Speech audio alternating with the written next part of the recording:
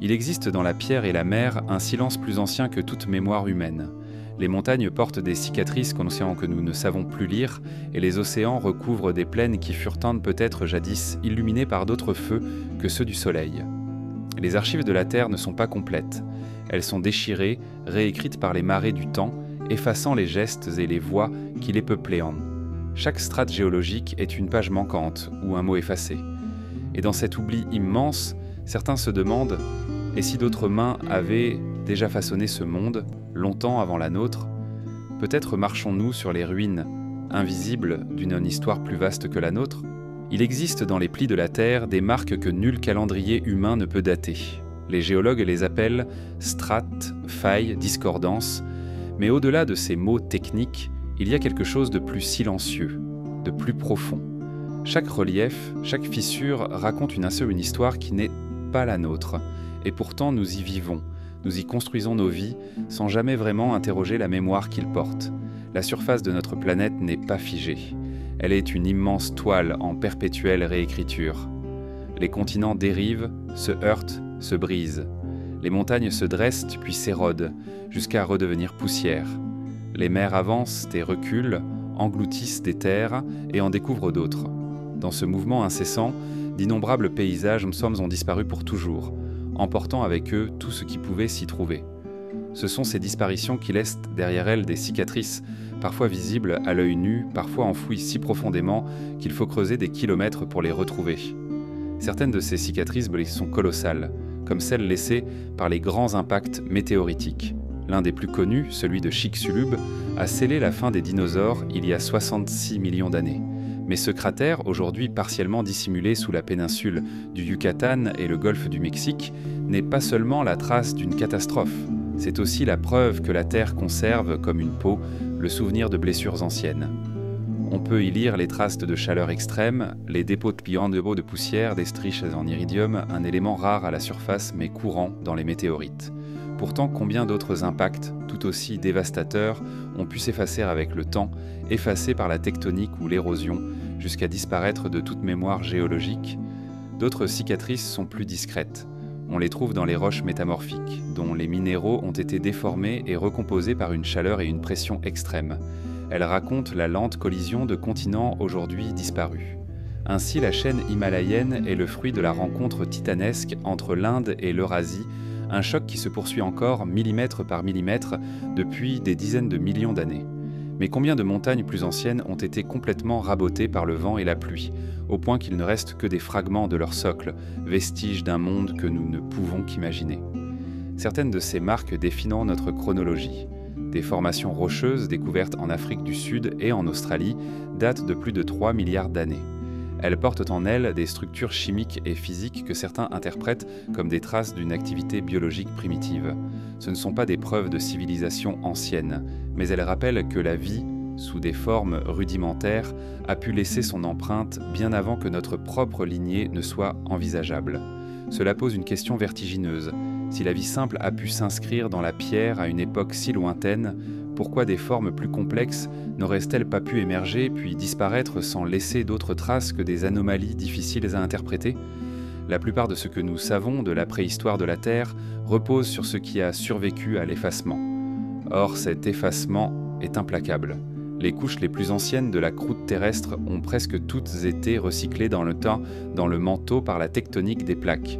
Les océans, qui recouvrent plus de 70% de la surface de la planète, cachent d'immenses étendues jamais explorées.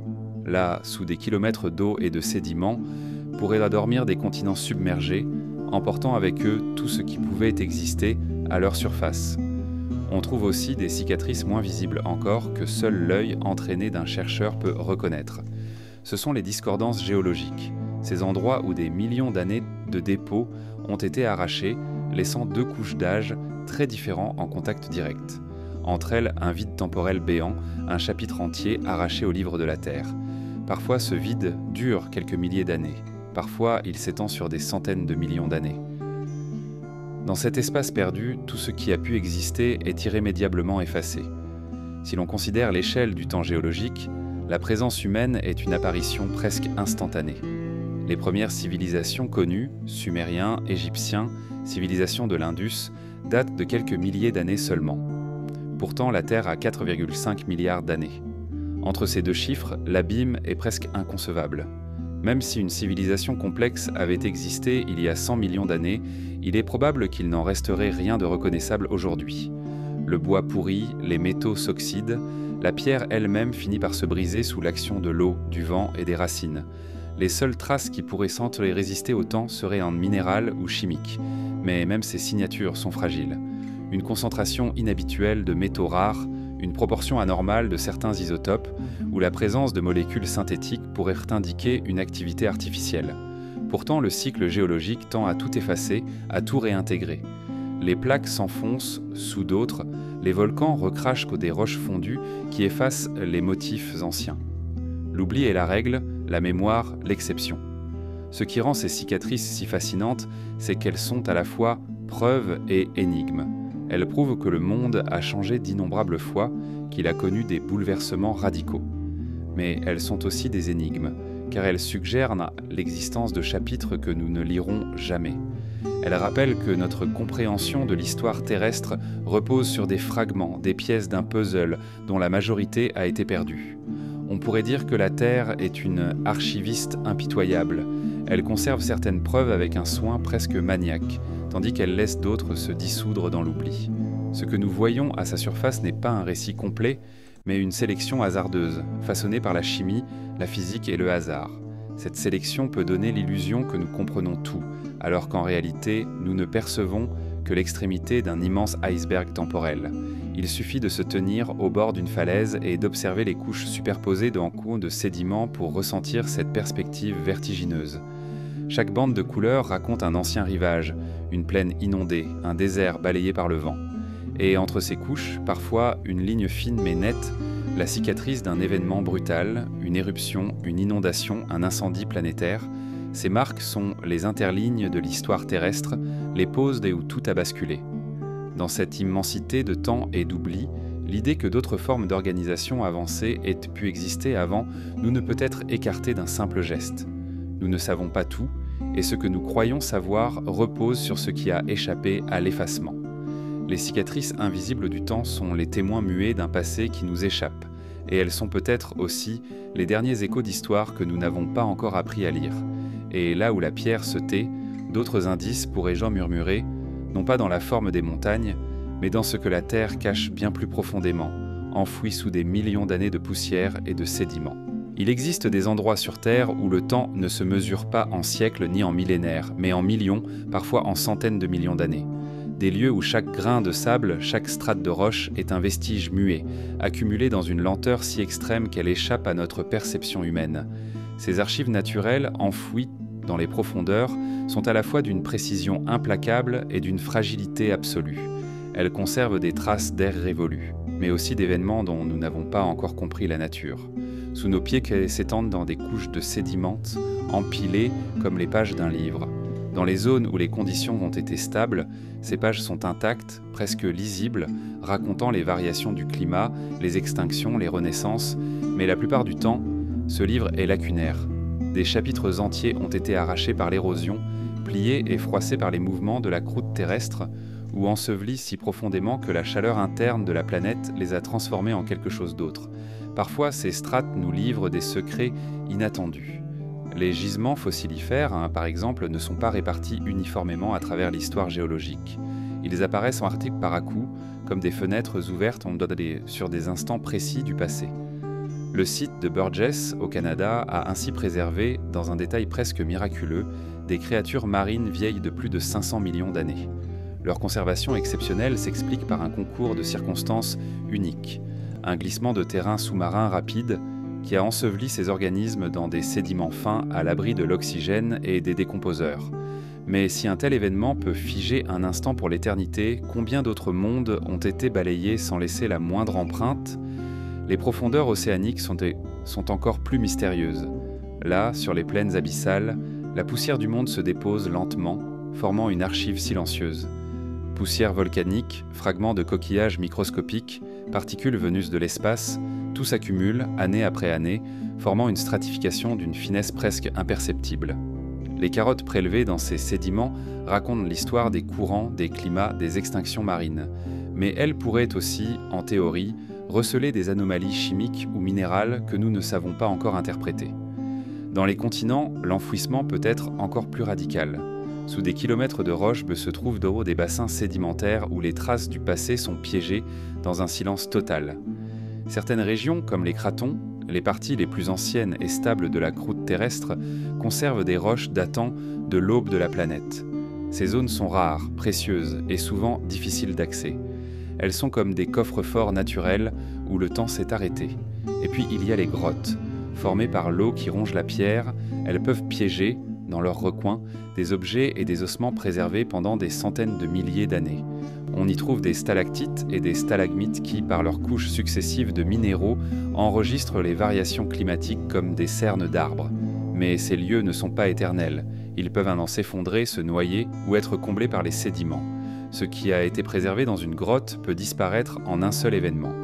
L'idée que des vestiges beaucoup plus anciens, peut-être artificiels, puissent reposer dans ces profondeurs n'est pas dénuée de fondements géologiques, mais elle se heurte à une limite. La capacité des matériaux à survivre au passage du temps. Le verre se dégrade, les métaux s'oxydent ou se transforment chimiquement. Même les pierres taillées finissent par s'émousser au point de se confondre avec des fragments naturels. Pourtant, certains matériaux très spécifiques, comme la céramique ou certains alliages rares, pourraient, dans des conditions idéales, persister pendant des millions d'années. Il existe déjà des exemples troublants d'objets retrouvés dans des contextes géologiques inattendus. Des sphères métalliques presque parfaites, découvertes dans des mines en Afrique du Sud, sont datées par leur matrice rocheuse de plusieurs milliards d'années. La plupart des scientifiques y voient des formations naturelles, produites par des processus géochimiques, mais leur symétrie et leur régularité intriguent. Ces découvertes ne prouvent pas l'existence d'anciennes civilisations, mais elles rappellent que la frontière entre le naturel et l'artificiel peut parfois s'estomper lorsque l'on observe les traces laissées par le temps. Les vestiges enfouis ne se limitent pas au solide.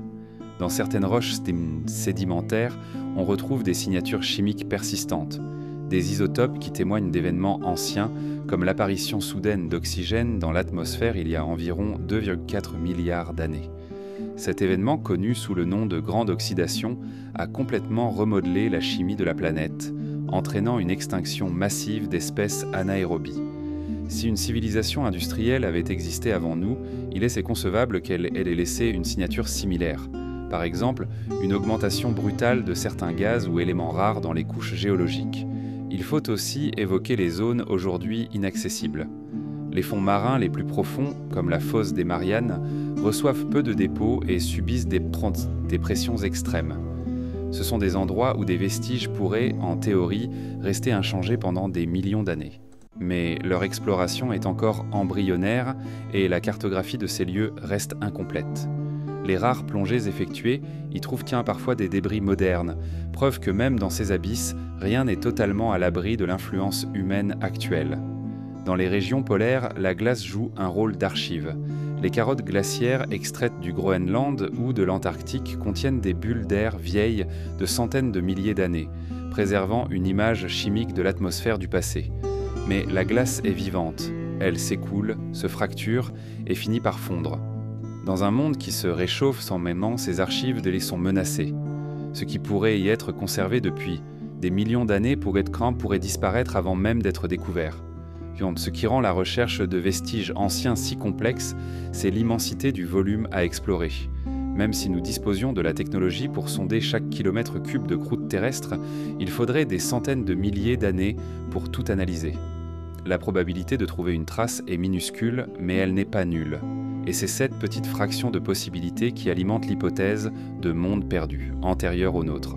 En fin de compte, les vestiges enfouis sous des millions d'années ne sont pas seulement des preuves d'un passé lointain, ils sont aussi un rappel de notre propre fragilité. Un jour, nos villes, nos machines, nos monuments seront à leur tour recouverts, broyés, transformés. Peut-être que dans un futur lointain, d'autres se pencheront sur les cicatrices que nous aurons laissées et se demanderont si elles sont naturelles ou artificielles, si elles sont l'œuvre du hasard ou d'une intelligence disparue. Et au-delà de ces réflexions, il reste l'énigme des lieux où la terre et la mer se sont alliés pour effacer presque toute trace. Des tombes silencieuses de qui pourraient en avoir englouti des continents entiers, laissant à peine un murmure dans la mémoire des océans. Les océans sont les plus vastes cimetières que la Terre ait jamais connus. Ils recouvrent la majorité de la surface du globe, et pourtant, ils restent pour nous plus étrangers que la face cachée de la Lune. Leur immensité n'est pas seulement une question de surface, c'est aussi une question de profondeur, d'épaisseur d'oubli, car ce qui tombe dans la mer disparaît bien souvent pour toujours, absorbé par des forces patientes, inaccessibles et indifférentes à notre curiosité. Lorsque les continents s'enfoncent ou se morcellent, c'est souvent dans les eaux qu'ils trouvent leur tombe. L'histoire géologique regorge d'exemples de terres disparues, englouties par les mouvements des plaques tectoniques ou par la montée inexorable des mers. Certains de ces continents engloutis sont bien connus des scientifiques, comme Zealandia, cette vaste masse terrestre aujourd'hui submergée sous le Pacifique Sud, dont seule la Nouvelle-Zélande émerge encore. D'autres, évoqués dans les mythes et les récits anciens, restent introuvables, comme si la mer avait pris soin de les effacer jusque dans leur dernier contour. Sous la surface, la lumière disparaît vite. Au-delà de quelques dizaines de mètres, les couleurs s'éteignent, à plusieurs centaines, la nuit est totale. Dans cette obscurité, les restes de structures, d'objets ou de créatures finissent par se recouvrir de sédiments, vont de sang parfois et en quelques années seulement. Dans les zones calmes, les dépôts crosteliers se forment lentement, couche après couche, scellant les traces du passé. Mais dans les zones de forte activité géologique, comme les dorsales océaniques ou les zones de subduction, les vestiges disparaissent bien plus vite, avalés par la croûte terrestre en fusion. Les plaines abyssales, ces étendues désertes situées entre 3000 et 6000 mètres de profondeur, sont de véritables tapis d'archives. Elles reçoivent un flux constant de particules provenant de la surface. Poussière, restes d'organismes, fragments minéraux. Ce flux, appelé neige marine, s'accumule lentement, parfois à raison de quelques millimètres par millénaire. Ce rythme incroyablement lent signifie que les vestiges qui atteignent ces profondeurs peuvent rester intacts pendant des millions d'années, à condition qu'aucune perturbation géologique majeure ne vienne les enfouir plus profondément ou les détruire. Mais ces vastes étendues sont loin d'être uniformes. On y trouve parfois des reliefs inattendus. Des montagnes sous-marines, vestiges d'anciens volcans, ou des plateaux qui furent jadis à l'air libre. Certains de ces reliefs sont couverts d'étranges formations, comme des dépôts de manganèse en couches concentriques. Ces nodules métalliques, qui mettent des millions d'années à se former, pourraient en recouvrir des objets beaucoup plus anciens, les emprisonnant dans une gangue minérale qui les rend invisibles au sonar et aux regards humains. Les zones côtières, elles, sont encore plus propices à la préservation de traces anciennes. Au fil des millénaires, les variations du niveau marin ont submergé d'immenses étendues qui furent autrefois habitées. Durant la dernière glaciation, le niveau de la mer était plus bas d'environ 120 mètres, révélant des plaines côtières aujourd'hui englouties.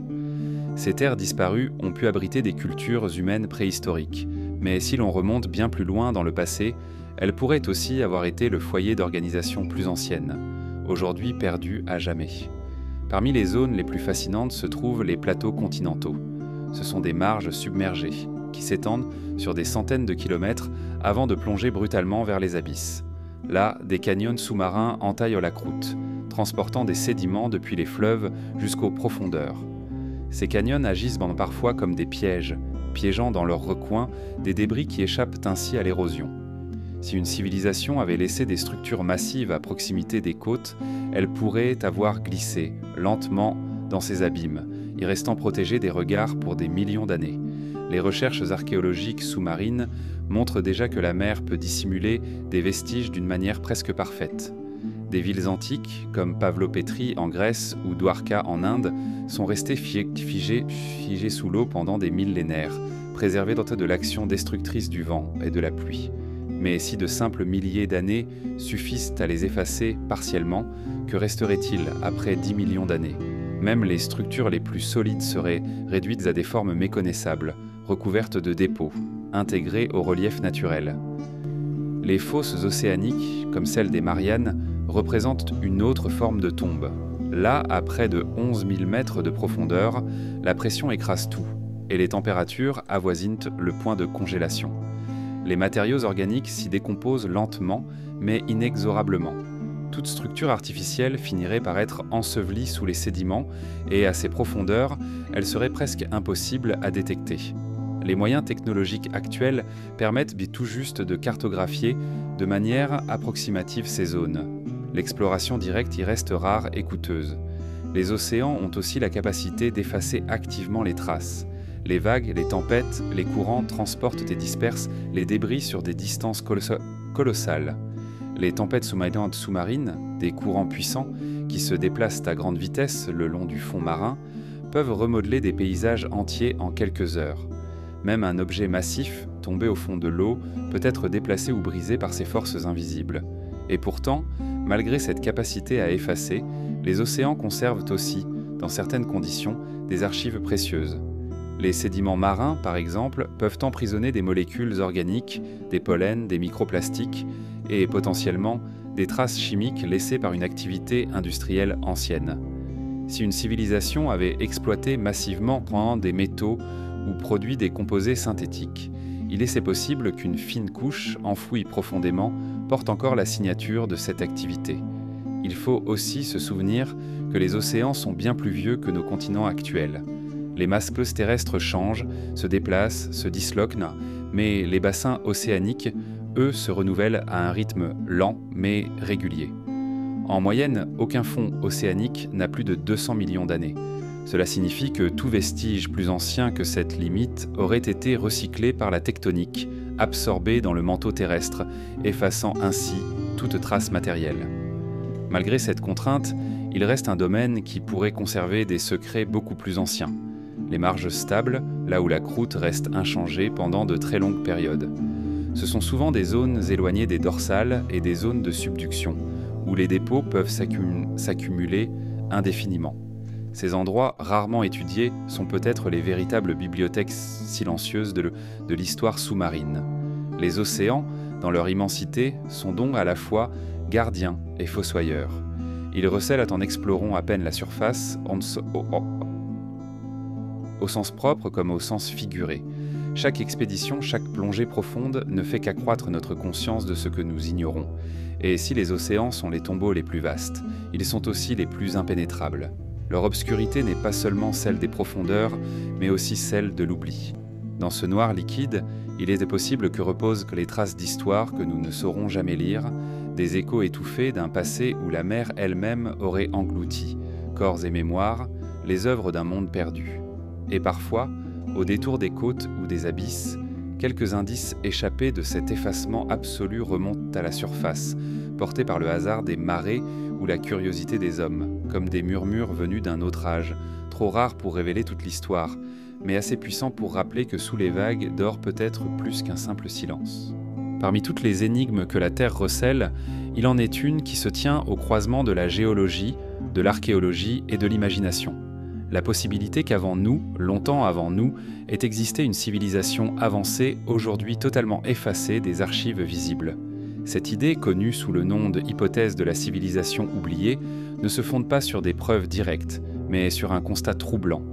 L'histoire de notre planète est ponctuée de vides béants, de chapitres effacés où rien, ou presque, n'a survécu pour témoigner de ce qui s'y est déroulé. Cette hypothèse ne prétend pas raconter un mythe ou ressusciter des légendes comme celle de l'Atlantide. Elle repose sur un raisonnement scientifique. Si l'on considère l'immensité du temps géologique et la relative fragilité des traces laissées par les civilisations, alors la possibilité que des sociétés technologiquement développées aient existé dans un passé très lointain, bien avant l'émergence de l'être humain moderne, n'est pas totalement à exclure. Ce n'est pas une affirmation, mais une interrogation qui, par son ampleur, dépasse nos certitudes habituelles. Le point de départ de cette réflexion vient souvent d'une analogie. Imaginons que l'humanité disparaisse demain. Que resterait-il de nous dans 10 millions d'années? Les gratte-ciel s'effondreraient, rongés par le vent et la pluie. Les métaux se corroderaient, les routes se désagrégeraient.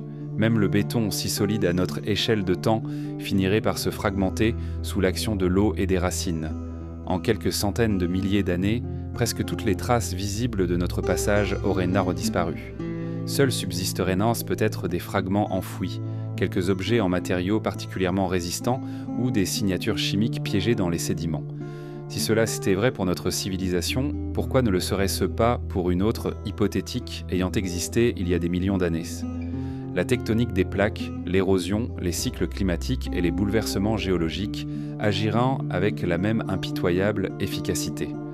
La plupart des indices matériels seraient néanmoins détruits ou recyclés. Il ne resterait que des traces discrètes, difficiles à distinguer des processus naturels. Les chercheurs qui abordent ce sujet ne cherchent pas à prouver l'existence d'une civilisation oubliée, mais à comprendre quels indices une telle civilisation pourrait laisser et comment nous pourrions les détecter. L'un des domaines les plus prometteurs est celui des marqueurs géochimiques. Les activités industrielles modernes laissent déjà dans les sols et les glaces des signatures distinctes. Augmentation de certains gaz à effet de serre, présence de métaux rares, isotopes radioactifs issus des essais nucléaires. Ces traces enfouies dans les couches géologiques peuvent persister très longtemps. Un pic soudain d'éléments chimiques inhabituels, à une époque où aucune activité naturelle connue ne peut l'expliquer, pourrait éveiller des soupçons.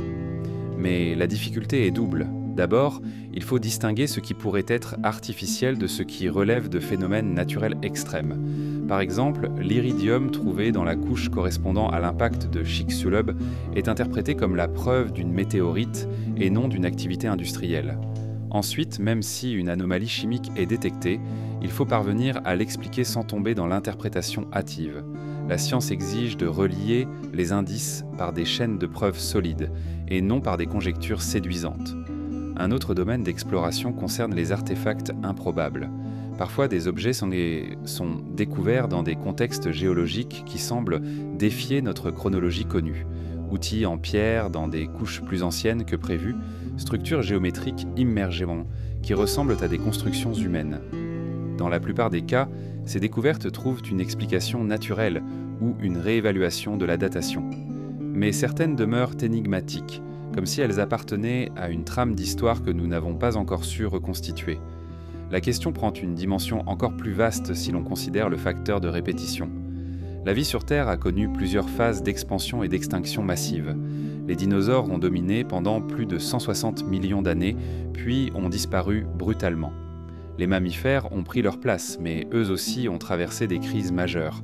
Entre chaque grande extinction et la montée en puissance d'un nouveau groupe, il y a eu des millions d'années, suffisamment théoriquement pour que des formes de vie intelligentes aient pu émerger, se développer et disparaître sans laisser de traces évidentes. Certaines spéculations évoquent même la possibilité que l'intelligence n'ait pas forcément pris une forme humanoïde. Elle aurait pu se développer chez des espèces marines, par exemple, dont les outils et constructions auraient été presque entièrement effacés par les dynamiques océaniques. Une telle hypothèse complique encore la recherche. Non seulement nous ne savons pas quoi chercher, mais nous ne savons pas non plus sous quelle forme cette intelligence aurait pu s'exprimer. L'hypothèse de la civilisation oubliée a aussi un volet mythologique et culturel. De nombreuses traditions à travers le monde racontent l'histoire d'âges précédents, d'hommes ou de dieux ayant bâti des cités extraordinaires, aujourd'hui englouties ou détruites par le feu, l'eau ou la colère céleste. Les récits de l'Atlantide, de Mu ou de continents disparus peuvent être vus comme des métaphores, mais certains se demandent si ces mythes ne pourraient pas conserver un écho lointain d'événements réels, transmis et transformés au fil des générations. Cependant, il faut rester prudent. La mémoire humaine, même collective, ne peut pas s'étendre sur des millions d'années. Les mythes que nous connaissons ont sans doute émergé bien plus tard que les événements qu'ils prétendent décrire, et sont le fruit de couches successives d'interprétations. L'hypothèse d'une continuité directe entre un éventuel monde ancien et nos récits reste donc spéculative. Ce qui est sûr, en revanche, c'est que notre connaissance actuelle est incomplète. Les océans profonds restent encore largement inexplorés, de vastes zones terrestres demeurent inaccessibles, et les strates géologiques les plus anciennes sont souvent fragmentaires ou totalement effacées. Chaque découverte archéologique majeure du dernier siècle, de cités perdues sous la jungle à des cultures inconnues, révélées par satellite, rappelle que notre vision du passé évolue sans cesse, et que le sol sous nos certitudes est moins stable qu'il n'y paraît. L'hypothèse de la civilisation oubliée n'est peut-être qu'un exercice intellectuel, mais c'est aussi un test de notre capacité à penser en dehors de notre échelle habituelle. Elle nous force à imaginer le temps comme une mer profonde où notre époque n'est qu'une vague passagère et où d'autres vagues invisibles ont pu se former et s'éteindre bien avant nous. Elle nous pousse à interroger non seulement ce que nous savons, mais surtout ce que nous ne savons pas. Et au bord de cette réflexion, une autre idée se dessine. Si la Terre a déjà accueilli d'autres civilisations, alors l'histoire n'est pas linéaire, mais cyclique.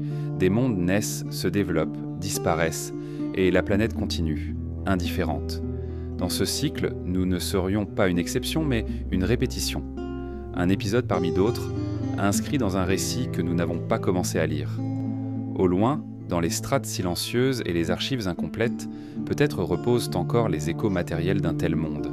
Des traces infimes ensevelies sous la poussière de millions d'années, attendant que quelqu'un, un jour, les découvre par hasard et les relie à une histoire que nous pensions n'appartenir qu'aux légendes.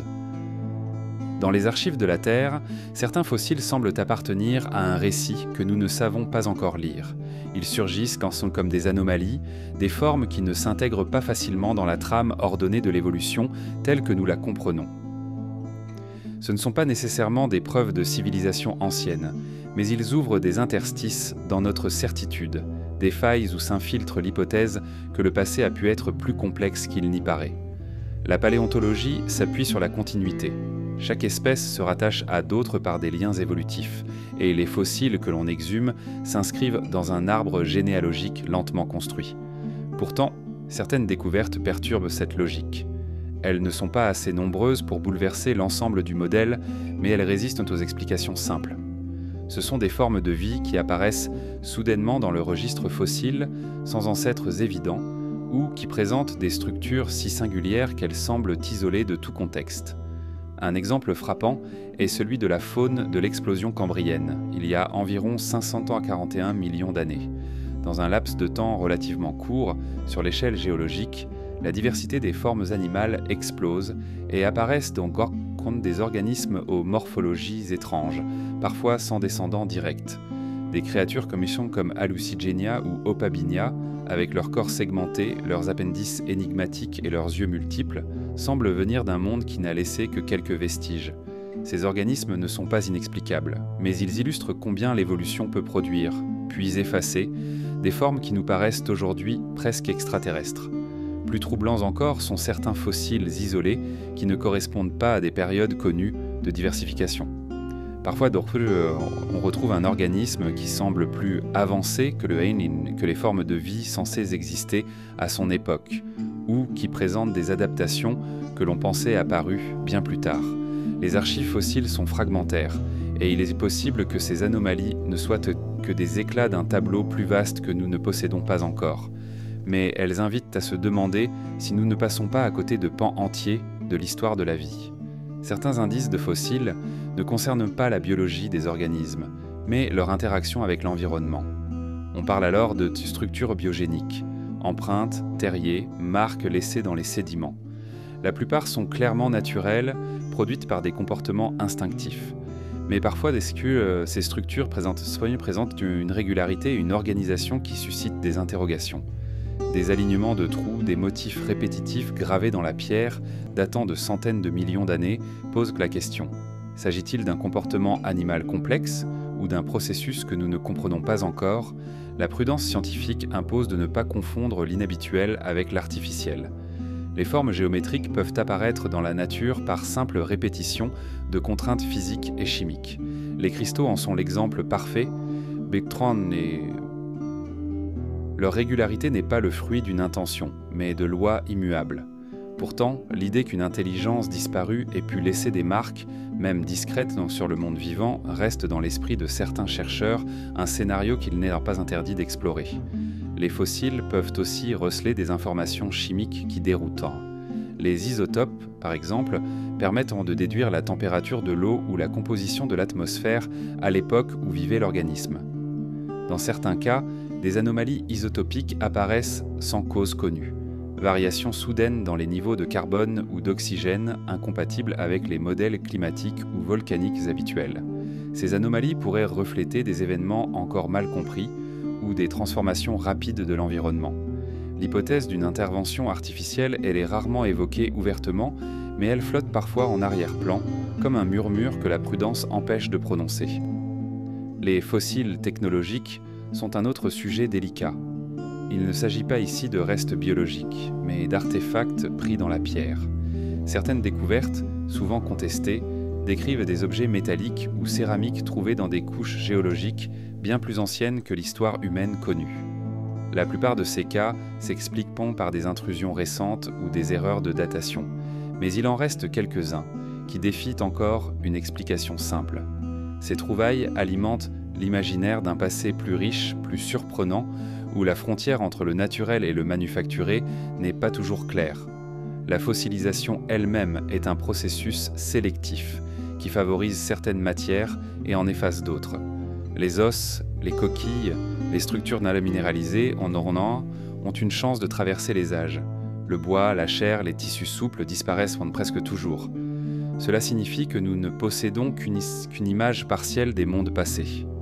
Si une civilisation ancienne avait utilisé des matériaux organiques pour construire, il ne resterait probablement rien d'identifiable aujourd'hui. Il existe aussi des fossiles traces à l'échelle planétaire. Des couches particulières, riches en certains minéraux ou composés, marquent parfois des transitions abruptes. La fine couche d'argile sombre qui sépare le Crétacé du Paléogène en est un exemple célèbre, avec sa concentration anormale d'iridium. On peut imaginer qu'un autre type de couche, marqué par des composés synthétiques ou des radioisotopes, puisse un jour être identifié à une époque beaucoup plus ancienne. Une telle découverte ouvrirait un champ de questions vertigineuses. Ce qui rend ces indices si intrigants, c'est la manière dont ils se tiennent à la frontière entre science et imagination. Ils ne prouvent rien par eux. Mais ils signalent que le passé est loin d'être entièrement cartographié. Les fossiles qui ne correspondent à rien sont des portes entr'ouvertes, laissant passer juste assez de lumière pour que nous entrevoyions des silhouettes indistinctes, des formes qui échappent à nos classifications. Il est tentant de vouloir combler ces manques par des récits, de donner un nom à ces anomalies. Mais peut-être leur valeur réside-t-elle justement dans le fait qu'elles résistent aux explications rapides. Elle nous rappelle que la Terre, dans son immensité temporelle, a produit bien plus de diversité, d'expériences biologiques et peut-être culturelles que nous ne pourrons jamais en connaître. Ainsi, chaque fois qu'un fossile déconcertant est exhumé, il agit comme un miroir inversé. Il ne reflète pas seulement un être disparu, mais aussi les limites de notre savoir. Et c'est dans cet espace d'incertitude entre ce que nous voyons et ce que nous devinons que peut germer l'idée qu'un jour, il y a très longtemps, quelque chose d'exceptionnel a pu exister, et s'effacer presque complètement, ne laissant derrière lui que ces énigmes pétrifiées. Et dans cette lente enquête, les géologues et paléontologues ne cherchent pas seulement à assembler un puzzle, ils écoutent aussi dans le silence de la pierre les résonances lointaines d'un monde que nous ne connaissons pas encore et dont les rares traces éparpillées pourraient bien changer la manière dont nous concevons l'histoire de la Terre. Il y a au fond des océans et dans les archives géologiques des fantômes de continents, des masses arco-terrestres entières qui, un jour, furent émergées, portèrent des forêts, des rivières, peut-être des créatures dont nous n'avons aucune image et qui ont disparu, avalés par le temps et la mer. Ces continents perdus ne sont pas que des légendes. Certains sont avérés, cartographiés par la science, mais leur histoire reste fragmentaire. D'autres, évoqués seulement par des indices indirects, demeurent dans un flou qui laisse place à la spéculation.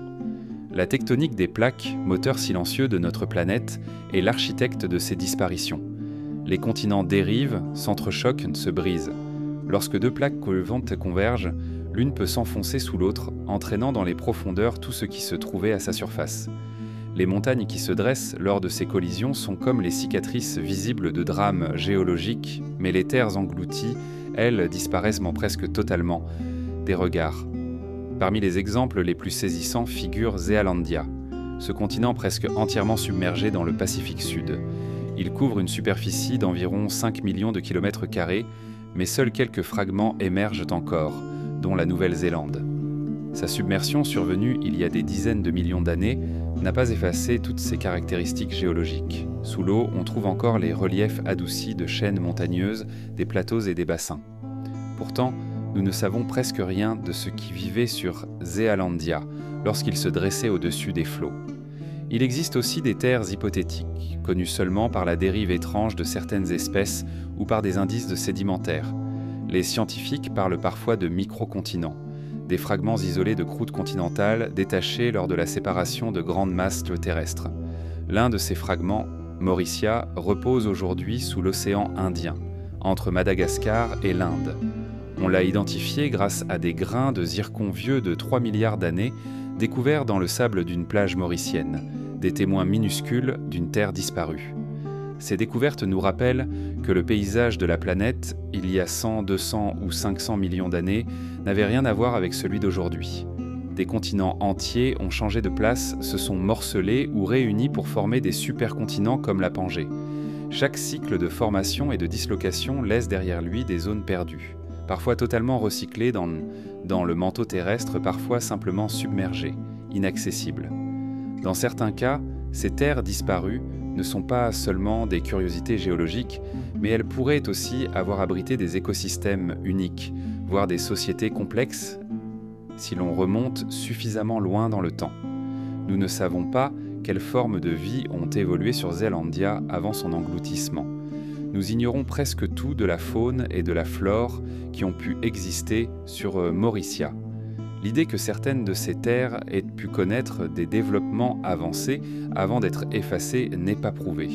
Mais elle n'est pas entièrement invraisemblable si l'on considère l'échelle immense des temps géologiques. Les continents disparus ne se limitent pas aux grandes masses. De vastes étendues côtières, aujourd'hui submergées, témoignent d'un monde terrestre beaucoup plus étendu durant les périodes glaciaires. Doggerland, dans la mer du Nord, reliait autrefois la Grande-Bretagne à l'Europe continentale. Il était habité par des communautés humaines, il y a moins de 10 000 ans, avant d'être englouti par la montée des eaux. Cet exemple récent, bien documenté, montre comment des paysages habités peuvent disparaître en quelques millénaires, un clin d'œil à l'échelle de la Terre. Mais si nous remontons des millions d'années en arrière, la disparition d'un continent ne laisse souvent que peu de traces tangibles. Les sédiments marins peuvent conserver des pollens fossiles, des fragments d'os, des indices chimiques, mais ces archives en sont éparses, parfois inaccessibles. Les rares fragments émergés, comme des îles volcaniques ou des affleurements rocheux, sont souvent les ultimes témoins de terres autrefois vastes et fertiles. L'effacement d'un continent ne se fait pas toujours par submersion lente. Parfois, des effondrements brutaux, déclenchés par des mouvements tectoniques ou des éruptions massives, peuvent faire disparaître des régions entières en un temps très court. Des traces de glissement de terrains colossaux, mesurant des centaines de kilomètres, ont été détectées au large de certaines côtes. De tels événements auraient pu engloutir des zones habitées, laissant peu de chance à leurs occupants et presque aucune trace durable de leur existence. La mémoire de ces continents disparus ne subsiste pas seulement dans les roches ou les fonds marins, mais aussi dans les mythes. Presque chaque culture côtière possède une légende sur une terre engloutie. L'Atlantide de Platon, le royaume de Kumari-Kandam dans les traditions tamoules, ou encore des récits de Polynésiens parlant d'îles qui se sont affaissées dans la mer. Ces histoires ne prouvent rien par elles-mêmes, mais elles témoignent d'une fascination persistante pour l'idée que des mondes entiers puissent disparaître. La science moderne, avec ses sonars, ses satellites et ses carottages, commence à peine à explorer systématiquement ces vestiges. Pourtant, même avec ces outils, la tâche est titanesque. Les océans sont vastes et chaque zone promet des secrets enfouis. Les fragments de zircon trouvés à Maurice ont nécessité des analyses minutieuses pour révéler leur origine continentale. Des anomalies magnétiques détectées au fond de l'océan peuvent signaler la présence de croûtes continentales, mais elles demandent des expéditions coûteuses pour être vérifiées. Il est possible que certaines de ces terres perdues ne soient donc jamais redécouvertes. La tectonique, en recyclant la croûte terrestre, efface non seulement les reliefs, mais aussi la chimie des roches. Si un continent a été entièrement absorbé dans le manteau, il ne reste que des souvenirs indirects inscrits dans la composition de certaines chaînes volcaniques ou dans la distribution des minéraux à la surface. Cette mémoire perdue nous confronte à une question vertigineuse. Combien de fois, dans l'histoire de la Terre, un environnement favorable à l'émergence d'une civilisation a-t-il pu exister pour ensuite disparaître totalement ? Si un continent entier peut s'effacer au point de ne laisser que quelques cailloux épars en surface, alors l'idée qu'il ait pu abriter une organisation avancée et que nous n'en ayons aucune preuve directe n'est pas déraisonnable. Les continents disparus sont comme des chapitres arrachés à un livre dont nous ne possédons que quelques pages. Leur absence est aussi éloquente que leur présence. Elle nous rappelle que la carte du monde que nous connaissons n'est qu'une configuration provisoire et que d'autres cartes, tout aussi réelles, ont existé avant, avec leurs propres montagnes, leurs propres rivières, peut-être leurs propres histoires. Et parfois, dans un indice minuscule suffit à raviver cette mémoire éteinte. Un grain de zircon sur une plage, un fragment de roche anormale au fond de la mer ou un alignement de données sismiques sans qui dessine l'ombre d'un continent oublié. Ces fragments, aussi maigres soient-ils, sont les seules fenêtres que nous avons sur ces terres fantômes. Et derrière ces fenêtres, il est permis d'imaginer, dans le silence des profondeurs, ce qui a pu se passer sur ces continents avant que la mer ne les recouvre pour toujours. L'histoire de la Terre est rythmée par un battement que l'on perçoit rarement à l'échelle humaine, celui des cycles de création et de destruction. Tout, sur notre planète, naît, s'épanouit, puis disparaît, qu'il s'agisse de montagnes, de mers, d'espèces ou même de climat. À l'échelle des millions d'années, ce rythme devient visible. Les continents se rassemblent en supercontinents, puis se morcellent, les océans se ferment et se rouvrent, la vie elle-même connaît des explosions de diversité suivies d'extinctions massives. C'est un cycle sans fin, un mécanisme où chaque apogée porte déjà en elle les germes de son effacement. La tectonique des plaques, moteur profond et invisible, dicte une grande partie de ces cycles. Les chaînes montagneuses naissent de collisions titanesques, mais s'usent lentement sous l'action de l'érosion, jusqu'à redevenir poussière. Les fonds océaniques se forment au dorsal, puis disparaissent dans les fosses, engloutis dans le manteau terrestre. Rien ne demeure figé. La surface de la Terre est un palimpseste que le temps réécrit sans cesse. Ces cycles se reflètent aussi dans la vie. Depuis l'apparition des premiers organismes multicellulaires, il y a environ 600 millions d'années, la planète a connu au moins 5 extinctions massives. Chacune a balayé une grande partie des espèces existantes, ouvrant la voie à de nouvelles formes de vie. Les trilobites, jadis maîtres des océans, ont disparu lors de la crise permienne. Les dinosaures, qui ont régné pendant plus de 160 millions d'années, ont été effacés en quelques milliers d'années après l'impact de Chicxulub. Ces événements montrent que même les dominations les plus longues sont précaires à l'échelle géologique. Si l'on applique ce principe aux civilisations, la fragilité devient encore plus frappante. Une société humaine, avec ses villes, ses routes, ses réseaux, est éphémère face aux forces qui modèlent la planète. Même les traces monumentales, pyramides, temples, murs cyclopéens, ne sont pas éternelles. L'érosion, la végétation, les séismes, les inondations finissent par les réduire à l'état de fragments méconnaissables. Dans 1 million d'années, la plupart de nos constructions actuelles auront disparu ou seront méconnaissables. Il est donc possible d'imaginer que ce que nous appelons civilisation soit un phénomène récurrent, apparaissant, disparaissant, puis réapparaissant à des millions d'années d'intervalle. Si cela s'est produit, les preuves matérielles de ces civilisations passées auraient été soumises aux mêmes forces d'effacement que tout le reste. Un cycle d'essor et d'effacement appliqué à des sociétés avancées laisserait derrière lui peu de traces, sauf peut-être dans les couches chimiques des sédiments ou dans des anomalies minérales. La régularité apparente de certains cycles géologiques alimente cette idée. Des études suggèrent que la Terre pourrait connaître des bouleversements climatiques ou tectoniques majeurs à intervalles plus ou moins réguliers, de l'ordre de dizaines de millions d'années. Ces événements pourraient agir comme des réinitialisations. Tout ce qui a été bâti ou développé est balayé, et la surface de la planète redevient un espace vierge pour de nouvelles expériences de la vie. Ce rythme d'effacement est accentué par la nature même de la fossilisation et de la conservation des traces. Seule une petite fraction des êtres vivants ou des artefacts échappe à la décomposition et trouve refuge dans des environnements favorables à la préservation. Si une civilisation entière s'éteint lors d'un épisode climatique extrême ou d'une catastrophe géologique, il est assez probable que moins d'1% de ces traces matérielles survivent au-delà de quelques dizaines de milliers d'années. Ce mécanisme cyclique n'est pas seulement une hypothèse théorique. Nous pouvons l'observer dans les civilisations humaines récentes, à une échelle de temps beaucoup plus courte. L'Empire romain, les cités mayas, les royaumes de l'âge du bronze, tous ont atteint un apogée avant de se fragmenter et de disparaître. Leurs vestiges sont encore visibles aujourd'hui, mais déjà altérés, et il faut des fouilles minutieuses pour comprendre leur histoire. Imaginez ces mêmes vestiges après 1 million d'années d'érosion, d'enfouissement et de transformation géologique. Il n'en resterait presque rien. L'érosion culturelle joue aussi un rôle. Les savoirs, les techniques, les langues se perdent rapidement en l'absence de transmission. Même si des objets survivent, leur fonction et leur signification peuvent devenir indéchiffrables. Il suffit de quelques siècles pour que le sens d'une inscription ancienne soit oublié. Quelques millénaires suffisent pour que les symboles eux-mêmes paraissent étrangers. Dans un cycle d'essor et d'effacement à l'échelle des millions d'années, l'oubli serait total. L'hypothèse de cycle civilisationnel sur des temps géologiques se heurte à la rareté des indices, mais cette rareté peut s'expliquer par le fonctionnement même de la planète. La croûte terrestre est recyclée, les océans effacent les littoraux, les glaces avancent et reculent, broyant ce qu'elles recouvrent. Les traces les plus anciennes de la vie multicellulaire ont survécu par un concours de circonstances exceptionnelles. Pourquoi s'attendre à ce que les traces d'une civilisation complexe, bien plus fragile biologiquement et matériellement, y ont pu traverser de tels cycles ?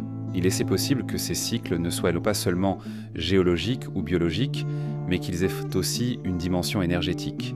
Chaque civilisation, humaine ou hypothétique, puise dans les ressources de son environnement pour croître.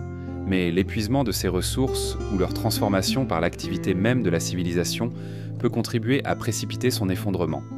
Les cycles d'essor et d'effacement ne seraient alors pas seulement imposés par la nature, mais aussi accélérés par l'action de la civilisation elle-même. Les glaciations, par exemple, peuvent ainsi transformer des terres des fertiles blancs déserts de glace en quelques milliers d'années, forçant des migrations massives ou provoquant des extinctions locales.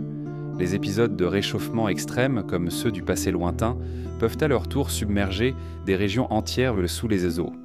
Si une civilisation dépendait de zones côtières ou de régions tempérées, elle aurait pu disparaître entièrement, sous l'effet de ces changements rapides à l'échelle géologique.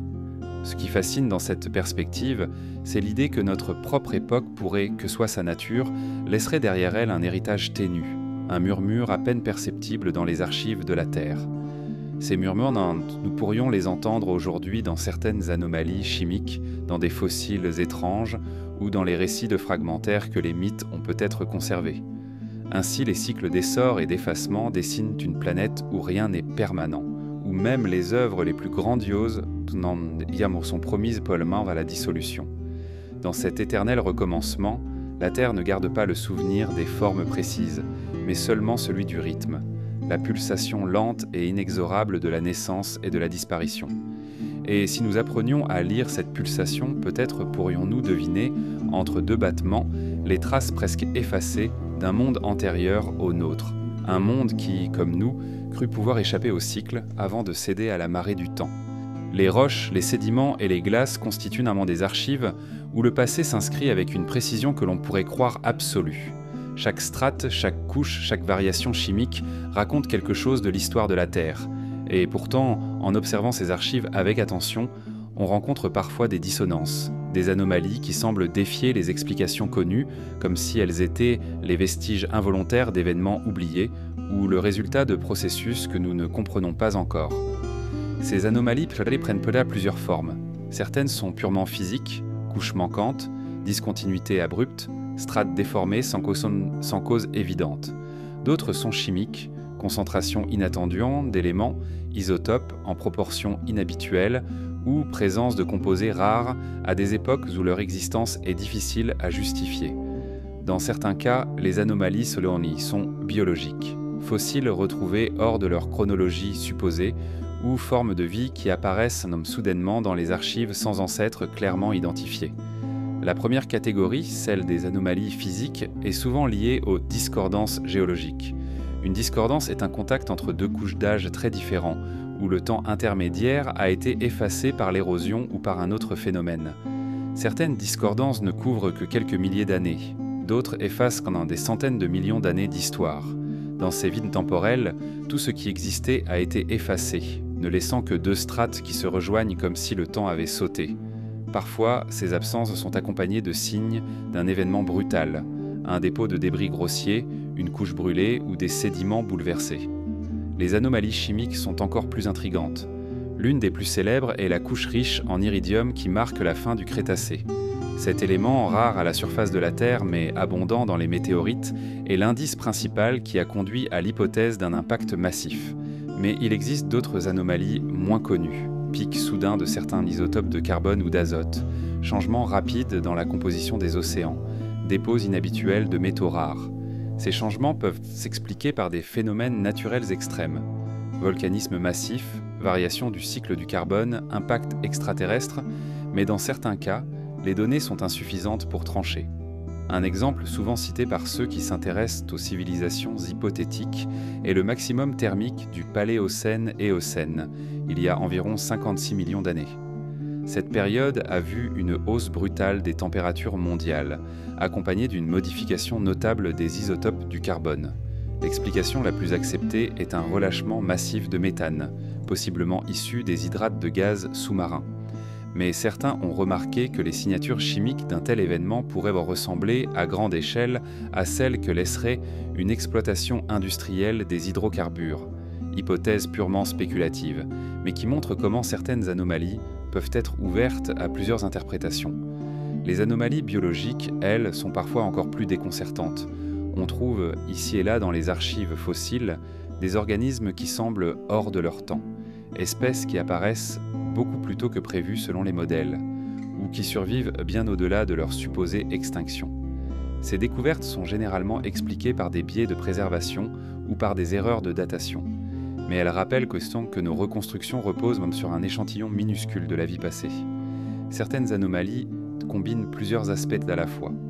Dans certaines couches, on trouve des changements chimiques soudains, accompagnés d'un bouleversement de la faune et de la flore fossile, le tout sur une période géologiquement très courte. Ces coïncidences peuvent correspondre à des catastrophes naturelles majeures, mais elles pourraient aussi, en théorie, être compatibles avec un changement rapide imposé par une activité intelligente à grande échelle. La rareté des anomalies ne signifie pas qu'elles soient insignifiantes. Au contraire, chacune d'elles est une porte ouverte vers un chapitre manquant. Mais ces portes sont souvent entr'ouvertes juste assez pour que l'on devine qu'il y a quelque chose derrière, sans que l'on puisse le voir clairement. Les géologues et paléontologues doivent alors choisir entre plusieurs explications possibles, la plupart naturelles mais pas toujours certaines. L'interprétation de ces anomalies dépend aussi de la finesse des méthodes de détection. Plus notre instrumentation progresse, plus nous découvrons de détails que nous ne pouvions pas percevoir auparavant. Les analyses isotopiques, par exemple, permettent aujourd'hui de détecter des variations infimes dans la composition chimique des roches, révélant des événements passés que l'on ignorait totalement. Cela pose une question. Que trouverons-nous lorsque ces méthodes deviendront encore plus précises? Découvrirons-nous des signatures anciennes qui ne ressemblent à rien de naturel connu? Les archives glaciaires constituent un autre réservoir d'anomalies potentielles. Les bulles d'air piégées dans les carottes de glace conservent la composition de l'atmosphère sur des centaines de milliers d'années. Mais la glace a ses limites. Elle fond, elle s'écoule, elle se fracture. Les archives plus anciennes que ce seuil doivent être cherchées ailleurs, dans les sédiments ou les roches. Si un événement ancien a modifié radicalement l'atmosphère, il pourrait n'en rester qu'une empreinte chimique diffuse dans des dépôts marins ou lacustres. Il existe aussi des anomalies qui relèvent de la structure même des roches. Certaines formations présentent des alignements, des motifs répétitifs ou des géométries que l'on associe spontanément à une organisation artificielle. Dans la plupart des cas, il s'agit de cristallisation naturelle, de fractures polygonales ou de structures sédimentaires régulières. Mais parfois, la frontière entre naturel et artificiel est moins nette. Les interpréter exigent de connaître parfaitement les processus géologiques et de reconnaître que parfois, nous ne comprenons pas encore tous ces processus. Les anomalies géologiques sont comme des éclats de miroir dispersés. Chacun reflète une partie de l'histoire, mais jamais l'image entière. Les relier entre eux demande prudence et imagination, car la tentation est grande de leur donner un sens qui dépasse ce que les données permettent réellement. Et pourtant, ces anomalies y sont essentielles. Ce sont elles qui nous rappellent que notre compréhension du passé n'est pas figée, que la Terre garde encore pour elle des secrets profonds. Peut-être qu'au cœur de certaines de ces anomalies se trouvent les échos ténus d'événements que nous n'avons pas encore su identifier. Des traces si diluées par le temps qu'elles ne se distinguent presque plus du bruit de fond géologique. Et peut-être dans ce bruit se cachent les dernières vibrations d'un monde oublié, dissoutes mais pas totalement effacées, attendant que notre regard devienne assez attentif pour les percevoir. Parmi toutes les curiosités géologiques qui défient notre compréhension, certaines sont d'une nature à la fois simple et troublante. Des empreintes figées dans la pierre, vestiges d'un contact ancien entre la matière vivante ou une force agissante, et le sol meuble qui, avec le temps, s'est métamorphosé en roche. Ces empreintes ne sont pas rares en soi. On connaît depuis longtemps les traces de pas de dinosaures, les sillons laissés par des invertébrés marins ou les marques d'outils préhistoriques. Mais il en existe d'autres, plus énigmatiques, qui semblent appartenir à un récit que nous ne savons pas situer ou qui paraissent simplement impossibles. La fossilisation d'une empreinte est un phénomène délicat. Elle exige une conjonction particulière de circonstances. Un substrat meuble, généralement boueux ou sableux, doit recevoir l'empreinte. Celle-ci doit ensuite être rapidement recouverte par une couche protectrice, souvent de sédiments fins, qui empêchent son érosion. Au fil du temps, la pression et la minéralisation transforment cet instant fragile en pierre, préservant pour des millions d'années le geste ou le passage qu'il a imprimé. C'est ce processus qui permet aujourd'hui aux paléontologues d'étudier avec précision la démarche d'animaux disparus depuis des ères entières. Mais que se passe-t-il lorsque l'empreinte ne correspond à aucune forme connue, ni animale, ni végétale, ni même géologique? C'est là que naît le trouble. Certaines pierres portent des marques qui rappellent des objets manufacturés. Sillons parallèles d'une régularité parfaite, empreintes circulaires concentriques ou formes polygonales qui ne correspondent pas aux motifs laissés par des processus naturels identifiés. Dans certains cas, ces motifs sont attribués à des phénomènes physiques, comme la fissuration polygonale des boules séchées ou la formation de concrétions. Mais d'autres restent plus difficiles à expliquer. Il existe aussi des empreintes qui semblent anachroniques. On a parfois signalé dans des couches très anciennes des marques ressemblant à des traces de pas humanoïdes ou d'objets contemporains. La plupart de ces affirmations se heurtent à des contre-analyses, erreurs de datation, confusion avec des formes naturelles, altération par l'érosion. Mais quelques cas persistent dans les marges de la littérature scientifique, trop ambigus pour être classés définitivement comme fraude ou malentendu. L'un des aspects fascinants de ces empreintes est qu'elles capturent un instant précis dans le temps géologique, mais que ce moment peut remonter à des millions d'années. Imaginez qu'une marque aussi banale en apparence qu'un pas dans la boue puisse traverser d'innombrables bouleversements pour nous parvenir intacts relève déjà du miracle naturel. Mais lorsque la forme défie nos attentes, elle agit comme un signal étrange, une perturbation dans la logique habituelle des archives terrestres. Certaines de ces empreintes sont microscopiques. Dans des roches très anciennes, on trouve des microstructures dont la symétrie et la répétition rappellent des assemblages artificiels. Elles sont généralement interprétées comme des formations cristallines ou comme les traces laissées par des colonies de micro-organismes. Mais là encore, la frontière entre naturel et intentionnel peut devenir floue à une échelle où nos repères habituels se dissolvent. Le problème fondamental de ces empreintes impossibles réside dans notre tendance à projeter des schémas familiers sur ce qui est ambigu. Un alignement de dépression peut sembler résulter d'un outil alors qu'il s'agit d'une simple réaction chimique dans la roche. A l'inverse, un motif réellement artificiel pourrait être écarté faute de correspondance avec ce que nous savons. Les archives géologiques sont pleines de zones grises où le doute subsiste. La répartition géographique de ces empreintes est un autre élément intrigant. Certaines apparaissent dans des régions connues pour leur activité tectonique passée, ce qui pourrait expliquer leur préservation exceptionnelle. D'autres sont découvertes dans des strates isolées, loin des zones habitées à l'époque où elles ont été trouvées, ce qui alimente l'idée qu'elles proviennent d'un contexte entièrement disparu. Peut-être un paysage désormais englouti ou érodé. On peut aussi se demander ce que ces empreintes disent de la temporalité.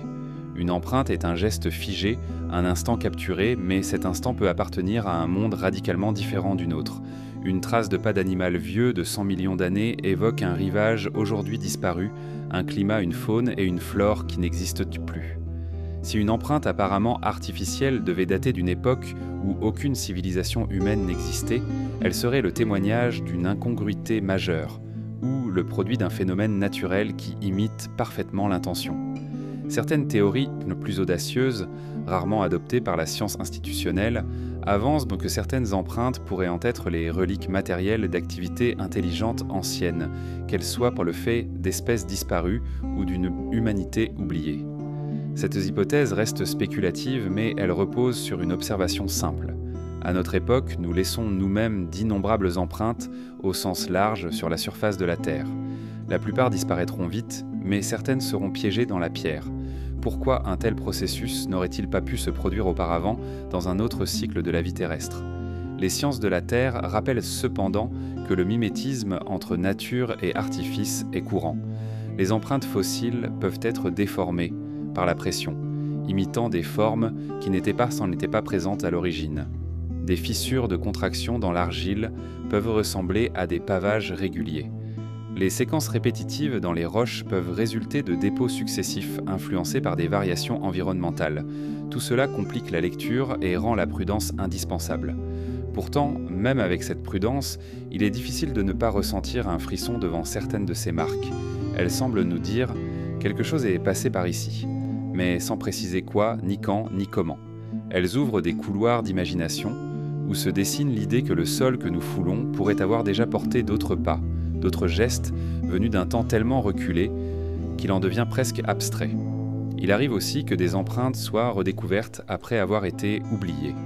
Conservées dans des musées ou dans des collections privées, elles ressortent parfois à la lumière grâce à des analyses modernes qui révèlent des détails insoupçonnés. Un creux qui semblait irrégulier peut se révéler parfaitement symétrique sous un scanner 3D.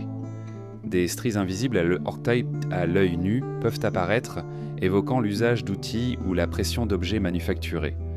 Ces redécouvertes rappellent que notre perception dépend toujours de la technologie dont nous disposons. En fin de compte, les empreintes impossibles dans la pierre ne sont peut-être pas toutes des mystères irrésolus. Beaucoup trouveront, avec le temps, une explication géologique convaincante, mais certaines continueront de se tenir à la lisière, ni entièrement naturelles, ni clairement artificielles. Elles resteront comme des énigmes gravées dans la mémoire minérale de la Terre, témoignant de la possibilité qu'avant nous, longtemps avant nous, d'autres formes de présence aient laissé leur marque, littéralement, dans la peau de notre monde. Et dans ce jeu d'ombre et de pierre, chaque nouvelle découverte, chaque empreinte qui défie nos classifications vient ajouter une question au lieu d'apporter une réponse, prolongeant l'idée que l'histoire de la Terre est faite aussi de traces muettes, que nous ne savons pas encore lire. Dans toutes les cultures humaines, on retrouve des récits qui semblent se souvenir d'un temps où la Terre était différente. Ce sont des histoires transmises à travers les générations, parfois gravées dans la pierre, parfois murmurées sur Pantorin au coin du feu, et dont l'origine se perd dans les brumes de l'oralité. Ces mythes parlent souvent de catastrophes, de terres englouties, de peuples disparus ou d'âges d'or oubliés. Ils semblent résonner entre eux, comme si, au-delà des continents et des langues, une mémoire plus profonde cherchait à se frayer un chemin à travers les siècles. Les légendes de terres perdues sont parmi les plus persistantes. L'Atlantide, décrite par Platon, est sans doute l'exemple le plus célèbre, une île prospère, technologiquement avancée, engloutie en un seul jour et une seule nuit de malheur. Pour beaucoup, ce récit n'est qu'une allégorie politique. Mais d'autres voient dans Sam Saint-Fou, dans sa précision apparente, dans la façon dont il est inséré dans un dialogue philosophique, la possibilité qu'il s'appuie sur un souvenir réel, déformé par le temps et les réinterprétations. Dans l'océan Indien, les traditions tamoules évoquent le royaume de Kumari-Kandam, une vaste terre au sud de l'Inde, submergée lors de cataclysmes anciens. Les légendes polynésiennes, elles, parlent d'îles qui se sont enfoncées dans la mer, laissant leurs habitants dériver vers d'autres rivages. En Amérique, certains mythes amérindiens racontent des déluges si étendus qu'ils ont effacé des civilisations entières. Ces récits, si éloignés les uns des autres, convergent pourtant autour d'images communes. L'engloutissement, la perte irrémédiable, le passage d'un monde à un autre.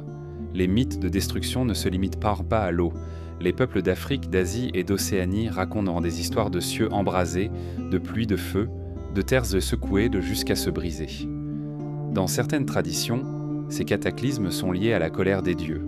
Dans d'autres, ils marquent la fin d'un âge et le début d'un autre.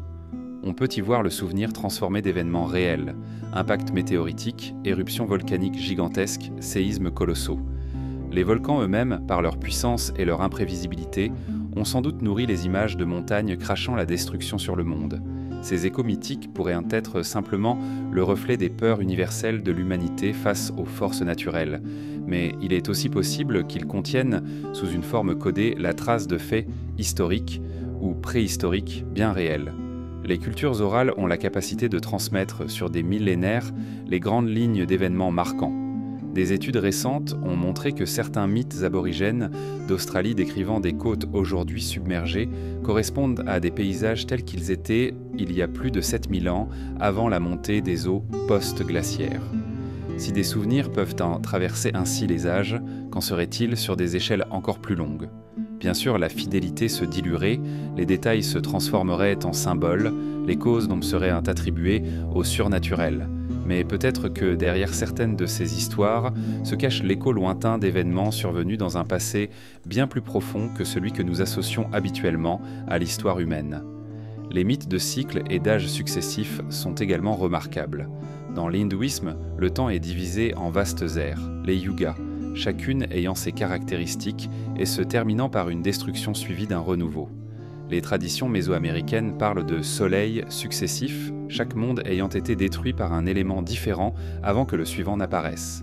Ces conceptions cycliques du temps, éloignées de la vision linéaire moderne, semblent étrangement proches de ce que la géologie révèle. Des périodes d'essor suivies de bouleversements majeurs, puis de reconstruction.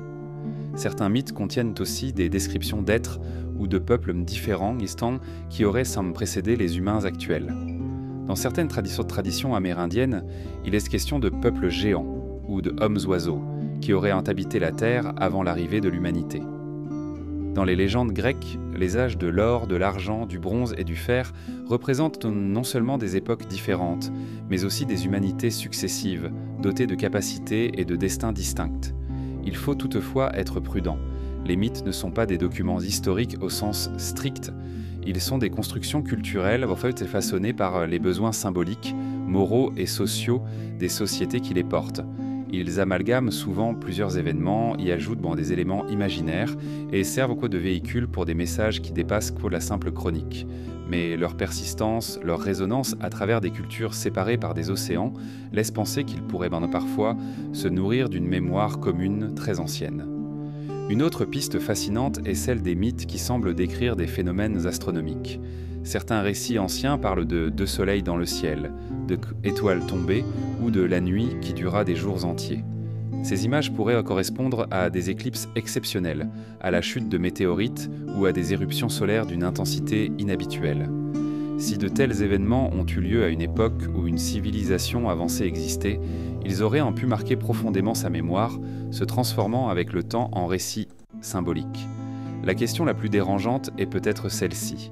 Si certains mythes sont réellement les échos déformés d'événements ayant concerné des civilisations disparues, comment distinguer ce qui relève du souvenir de ce qui appartient à l'imaginaire pur ? La science actuelle ne peut pas trancher sans éléments matériels. Mais la concordance de thèmes entre des cultures très éloignées géographiquement et historiquement reste une énigme qui interpelle. Ces échos de mythes très anciens agissent comme des fils ténus reliant le présent à un passé dont nous n'avons pas les contours. Ils ne livrent pas de preuves directes, mais ils nourrissent un doute fertile. Et si certains récits que nous considérons comme des fictions religieuses ou poétiques étaient en réalité les derniers reflets, brouillés par le temps, d'histoires vraies, des histoires qui, à défaut d'avoir survécu dans la pierre, auraient trouvé refuge dans la mémoire humaine, sous la forme d'images, de symboles et de paraboles. À travers ces récits, la voix des anciens, qu'ils aient été nos ancêtres directs ou les membres d'une humanité oubliée, semble murmurer depuis les profondeurs du temps. Et si nous apprenons à écouter ces murmures avec autant de sérieux que nous étudions les roches et les fossiles, peut-être découvrirons-nous que l'histoire de notre monde se raconte aussi dans l'imaginaire, dans la poésie des peuples, et que parfois, la légende est la seule archive qui ait survécu. Dans les régions polaires et sur les plus hautes montagnes de la planète, la glace forme une peau ancienne qui recouvre la Terre. Sous cette surface immobile en apparence, elle conserve des couches qui sont autant de pages d'un livre climatique et chimique écrit au fil des millénaires. Les carottes glaciaires que l'on extrait du Groenland, de l'Antarctique ou des glaciers tropicaux sont des archives d'une précision étonnante. Elles piègent l'air, les poussières, le pollen, les traces chimiques des éruptions volcaniques et même les signatures laissées par des événements cosmiques. Chaque mètre foré correspond à des siècles d'histoire, parfois à des dizaines de milliers d'années. Mais la glace cache peut-être davantage que le simple récit du climat. Dans certaines zones, elle recouvre depuis des millions d'années des vallées, des lacs, voire des reliefs entiers. L'Antarctique, en particulier, est un continent perdu sous 2 km de glace en moyenne, dont certaines parties n'ont pas vu la lumière du jour depuis des époques où la planète avait un visage radicalement différent. Là-dessous, on trouve des chaînes montagneuses, comme les monts Gamburtsev, qui rivalisent avec les Alpes en hauteur et en complexité, et des lacs isolés depuis des millions d'années, comme le lac Vostok, prisonnier sous plus de 3700 mètres de glace. Ces environnements isolés sont comme des coffres-forts biologiques et géologiques. Les sédiments du fond de ces lacs pourraient en contenir des archives précieuses d'un passé très ancien, préservé à l'abri de l'érosion et des cycles climatiques. Si une trace matérielle d'une civilisation ancienne avait existé dans ces régions avant leur englassement, elle pourrait théoriquement s'y trouver encore, figée et protégée. L'idée reste hypothétique, mais elle découle de la logique même de la conservation glaciaire. Là où le gel s'installe durablement, il fige ce qui se trouve en dessous comme un instantané. Les calottes glaciaires sont aussi capables de capturer des traces invisibles à l'œil nu. Dans certaines couches de glace, on a retrouvé des particules de poussière cosmique, des cendres volcaniques d'éruptions survenues à l'autre bout de la planète et même des résidus chimiques provenant de l'industrialisation moderne. Si notre époque laisse une telle signature, il n'est pas déraisonnable d'imaginer que d'autres périodes beaucoup plus anciennes aient pu imprimer dans la glace ou dans les sédiments sous-glaciaires des marqueurs d'activité aujourd'hui oubliés. Cependant, la glace n'est pas un conservateur éternel. Elle coule lentement, comme une rivière très visqueuse. Les couches profondes se déforment, se mélangent et finissent par se transformer en glace basale, saturée d'impuretés et difficile à interpréter. Cela signifie que les archives les plus anciennes de la glace elle-même ont une limite temporelle. Au-delà de quelques centaines de milliers d'années, les données deviennent floues. Mais ce qui se trouve sous la glace, roches, sédiments, structures enfouies, peut avoir été isolé beaucoup plus longtemps, parfois depuis l'ère des dinosaures. Les avancées récentes en imagerie radar ont permis de sonder voir à travers la glace, révélant des réseaux de rivières sous-glaciaires, des montagnes entières et même des reliefs côtiers fossiles. Ces cartes fantomatiques montrent que sous la blancheur uniforme se cache un paysage complexe, parfois sculpté par des processus qui ne sont plus à l'œuvre aujourd'hui. L'Antarctique orientale, par exemple, semble abriter des zones qui n'ont pas été recouvertes par la glace en permanence au cours des derniers millions d'années. Ces refuges auraient pu accueillir des écosystèmes aujourd'hui disparus et peut-être plus. Les glaciers de haute montagne, eux aussi, cachent des secrets. Lorsque la glace recule, elle livre parfois des objets figés depuis des millénaires. Outils, vêtements, restes humains. L'exemple le plus célèbre est celui de Tsi, l'homme des glaces, retrouvé dans les Alpes italiennes, vieux de plus de 5000 ans. Mais ce qui vaut pour un laps de temps aussi court pourrait, en théorie, s'appliquer à des périodes bien plus anciennes, à condition que les conditions de préservation soient parfaites. On pourrait objecter qu'aucune civilisation connue n'a existé dans les régions polaires ou glaciaires profondes. Mais si l'on remonte assez loin dans le passé, le climat de la Terre a varié au point que certaines zones aujourd'hui gelées étaient autrefois tempérées, couvertes de forêts ou de plaines. L'Antarctique, il y a 50 millions d'années, abritait des forêts pluviales et des faunes diversifiées. Le Groenland, avant d'être pris dans la glace, connaissait un climat comparable à celui des régions tempérées actuelles. Si une activité avancée avait existé à ces époques, ces traces auraient pu être recouvertes plus tard par l'expansion des glaces. Un autre aspect troublant est celui des couches de glace qui contiennent des anomalies chimiques inexpliquées. Dans certaines carottes, on a trouvé des concentrations inhabituelles de métaux ou de composés qui ne correspondent pas au cycle naturel connu. La prudence impose d'en chercher d'abord des causes naturelles, mais ces anomalies posent bien la question. À partir de quand un signal chimique devient-il suffisamment atypique pour envisager une origine artificielle ? Les scientifiques qui travaillent sur ces questions doivent jongler avec deux réalités contradictoires. La glace est à la fois un protecteur exceptionnel et un destructeur lent. Elle garde des traces avec une fidélité étonnante sur quelques centaines de milliers d'années, mais finit par broyer et disperser ce qu'elle conserve. Cela signifie que les véritables capsules temporelles polaires sont peut-être situées non pas dans la glace elle-même, mais sous elle, dans les dépôts et les reliefs fossiles. L'exploration de ces zones est complexe, coûteuse et techniquement délicate. Forer plusieurs kilomètres de glace pour atteindre un lac sous-glaciaire sans le contaminer demande des technologies avancées et des années de préparation. Les risques de perdre l'intégrité des échantillons sont élevés. C'est pourquoi une grande partie du monde caché sous la glace reste inexplorée.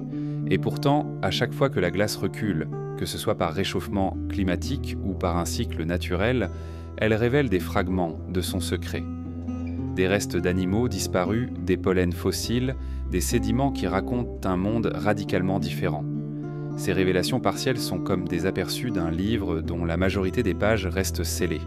Si l'on admet l'idée que notre planète pourrait avoir connu d'autres cycles de civilisation, alors la glace devient un élément central de l'enquête. Non pas parce qu'elle détiendrait la preuve directe de ces mondes, mais parce qu'elle pourrait avoir emprisonné, dans son immobilité apparente, les seuls témoins matériels qui aient survécu à l'effacement général. Les continents de glace seraient alors non seulement les gardiens du climat passé, mais aussi les archives involontaires de tout ce qui, un jour, a foulé ces terres avant que la blancheur ne les engloutisse. Ainsi, lorsque nous observons les calottes polaires et les glaciers de montagne, nous ne regardons pas seulement de la glace. Nous contemplons une mémoire compressée, stratifiée, qui attend peut-être le moment où l'humanité ou une autre intelligence saura enfin lire ce qu'elle a à dire. Et derrière cette attente silencieuse, il y a la possibilité que la glace, dans son cœur immobile, cache encore l'ombre d'histoire que nous n'avons pas encore imaginée. Sous nos pieds, dans les lins des rivières, au fond des lacs et des océans, les sédiments s'accumulent lentement, comme une poussière du temps. Ce sont des particules de roches érodées, de matière organique, de poussière atmosphérique, parfois même de fragments venus de l'espace. Chaque grain transporte avec lui un fragment d'histoire, un éclat de montagne arraché par le gel, un grain de sable déplacé par un vent ancien, une cendre volcanique tombée du ciel, un fragment de coquillage brisé. En s'accumulant, ces matériaux composent des couches successives, les unes sur les autres, formant une archive silencieuse et pourtant riche d'informations. Lire le langage des sédiments, c'est apprendre à déchiffrer un récit patient. Les couleurs, les grains, la granulométrie, la chimie, la présence ou l'absence de certains fantas minéraux parlent aux géologues comme des phrases codées. Une couche sombre, riche en carbone, peut révéler une période de végétation dense ou une grande inondation. Une strate chargée en cendres trahit une éruption lointaine. Des dépôts riches en microfossiles marins témoignent d'un temps où la mer recouvrait une plaine aujourd'hui sèche. Ainsi, chaque variation raconte un épisode de l'histoire de la Terre. Les sédiments ne se forment pas tous au même rythme. Dans certaines zones calmes, comme les plaines abyssales, il faut des milliers d'années pour accumuler quelques centimètres. Ailleurs, dans les deltas ou les zones de crue, les dépôts peuvent être massifs et rapides, ensevelissant en quelques heures ce que d'autres endroits mettent des siècles à recouvrir. Cette variabilité rend leur lecture complexe. Une mince couche peut représenter des millénaires, tandis qu'une épaisseur considérable peut n'être que le vestige d'un seul événement violent.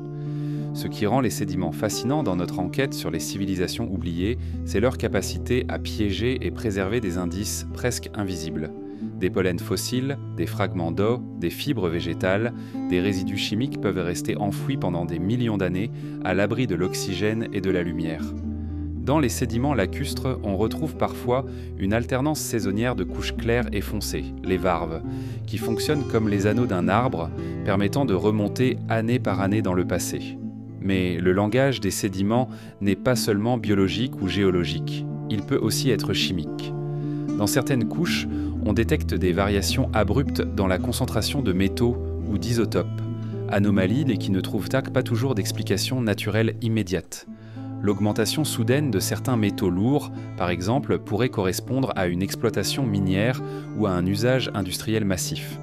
Aujourd'hui, nos activités laissent déjà une empreinte mesurable dans les sédiments. Microplastiques, composés synthétiques, radioisotopes, issus des essais nucléaires. Si notre civilisation devait disparaître, ces marqueurs resteraient incrustés dans la croûte sédimentaire pendant des millions d'années. Cette idée soulève une question vertigineuse. Si nous laissons aujourd'hui une telle signature, qu'en est-il des civilisations hypothétiques du passé ? Une exploitation industrielle à grande échelle, même il y a 50 millions d'années, pourrait avoir laissé un signal détectable dans les couches géologiques actuelles, à condition que ce signal n'ait pas été effacé par des processus ultérieurs. Mais pour l'instant, nous ne disposons que d'indices isolés, souvent ambigus, parfois controversés. Les sédiments sont aussi des messagers des grands bouleversements. Les impacts météoritiques, par exemple, projettent dans l'atmosphère d'immenses quantités de poussière et de minéraux rares. Ces dépôts retombent partout sur la planète, formant une couche identifiable des millions d'années au plus tard. Les grandes éruptions volcaniques produisent un effet similaire, laissant derrière elles des strates chargées en cendres et en soufre. Ces événements sont comme des balises dans le temps. Leur signature est mondiale et leur datation précise permet de recaler toute une partie de l'histoire terrestre. Mais il existe aussi des dépôts qui défient nos classifications. Parfois, une couche sédimentaire présente un mélange de matériaux qui ne semble pas correspondre à un processus naturel connu. Association de particules métalliques sphériques, de grains vitrifiés et de résidus organiques altérés. Ces assemblages anormaux sont rares, mais lorsqu'ils sont étudiés, ils posent la question d'événements que nous ne savons pas encore expliquer. S'agit-il de phénomènes naturels extrêmes que nous n'avons pas encore observés, ou bien de manifestations indirectes d'activités artificielles disparues? L'un des défis majeurs dans l'étude des sédiments est que le message qu'ils portent est souvent brouillé. L'érosion, la bioturbation, l'action des organismes fouisseurs, les tremblements de terre ou la dissolution chimique peuvent altérer les couches, les mélanger ou les effacer partiellement. Lire les sédiments, c'est donc aussi reconstituer ce qui a été perdu, combler les vides avec des hypothèses prudentes. Les carottages sédimentaires, qu'ils soient réalisés dans les océans, les lacs ou les deltas, sont les clés principales de cette lecture. Ils permettent de remonter dans le temps de manière continue, parfois sur des dizaines de millions d'années. Les grandes missions de forage scientifique en mer ont ainsi permis de découvrir les cycles climatiques passés, les extinctions massives, les migrations océaniques et des périodes de bouleversement dont on ignore encore la cause exacte. Dans ces longues colonnes de matière, certains chercheurs espèrent un jour trouver un signal qui ne puisse s'expliquer que par une intervention intelligente ancienne, une sorte de signature civilisationnelle fossile. La difficulté est que nous ne savons pas exactement quoi chercher. Les civilisations humaines produisent une empreinte très spécifique. Plastique, alliage métallique complexe, isotopes radioactifs, pigments synthétiques. Mais une civilisation d'un autre type, utilisant d'autres matériaux, pourrait laisser des traces radicalement différentes que nous ne reconnaîtrions peut-être pas comme artificielles. Ce biais de reconnaissance est un obstacle majeur. Nous risquons de passer à côté de signaux clairs simplement parce qu'ils ne correspondent pas à notre définition actuelle de l'artificiel. Le langage des sédiments est donc à la fois riche et ambigu. Riche parce qu'il contient des informations d'une finesse extraordinaire, capable de révéler des détails sur le climat pesé avec soin. Ce qui est certain, c'est que les sédiments ne mentent pas, mais qu'ils parlent une langue que nous ne maîtrisons qu'imparfaitement. Leur récit est plein de nuances, de contradictions apparentes, de silences de soudain, et dans ces silences, il est permis d'imaginer qu'il y a eu des histoires entières que nous ne pourrons jamais connaître. Peut-être que certaines couches profondes, encore intactes dans les abysses ou sous des lacs anciens, portent en elles les seuls témoignages d'un monde oublié, une phrase codée que nous n'avons pas encore appris à traduire. Lire les sédiments, c'est écouter la Terre elle-même, c'est accepter que son langage soit lent, qu'il ne livre ses secrets qu'à ceux qui ont la patience de creuser, au sens propre comme au figuré. Et c'est peut-être reconnaître que certaines vérités, même inscrites dans la matière, resteront à jamais à la frontière entre science et mystère. La Terre, à travers ses roches, ses glaces et ses sédiments, conserve plus que des formes et des structures. Elle garde aussi la mémoire chimique des événements. Chaque changement majeur dans l'atmosphère, les océans ou la surface laisse derrière lui une signature unique, une combinaison d'éléments et de composés qui ne se reproduit pas par hasard. Lire ces signatures, c'est comme analyser l'empreinte invisible d'un visiteur disparu. Parmi les plus célèbres de ces marques chimiques, il y a celle qui délimite la fin du Crétacé, il y a 66 millions d'années. Une fine couche d'argile retrouvée aux quatre coins du globe contient une concentration anormalement élevée d'iridium, un métal rare sur Terre mais commun dans les météorites. Cette signature a mené à l'hypothèse de l'impact de Chicxulub, un événement qui a bouleversé le climat et provoqué l'extinction des dinosaures. C'est l'exemple parfait de la façon dont un événement unique peut être inscrit dans la chimie planétaire. Mais toutes les anomalies chimiques ne s'expliquent pas aussi clairement. Dans les archives géologiques, on trouve parfois des concentrations inattendues de métaux comme le platine, le cuivre ou le nickel, ou des variations soudaines dans les isotopes du carbone, de l'azote ou de l'oxygène. Certaines peuvent s'expliquer par un volcanisme massif, par des changements océaniques ou par des impacts extraterrestres moins connus. D'autres restent pas mystérieuses, soit parce que les données sont insuffisantes, soit parce que les causes possibles sont multiples. Ce qui rend ces anomalies fascinantes dans le cadre de l'hypothèse d'anciennes civilisations, c'est que certaines signatures pourraient, en théorie, résulter d'activités industrielles à grande échelle.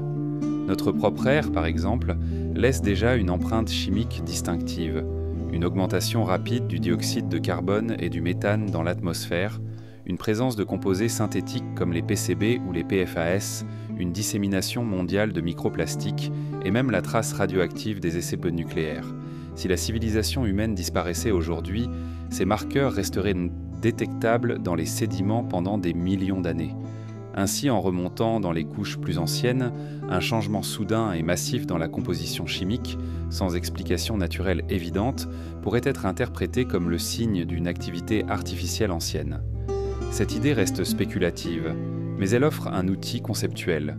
Chercher dans le passé les mêmes types de signaux que nous produisons aujourd'hui, tout en restant conscient qu'une civilisation différente pourrait avoir laissé une signature chimique très différente. Il existe déjà des périodes où la chimie terrestre a changé de façon spectaculaire sur de courtes durées géologiques.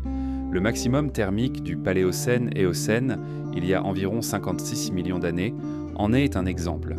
Les isotopes du carbone montrent un afflux massif de carbone léger dans l'atmosphère et les océans, provoquant un réchauffement global de plusieurs degrés.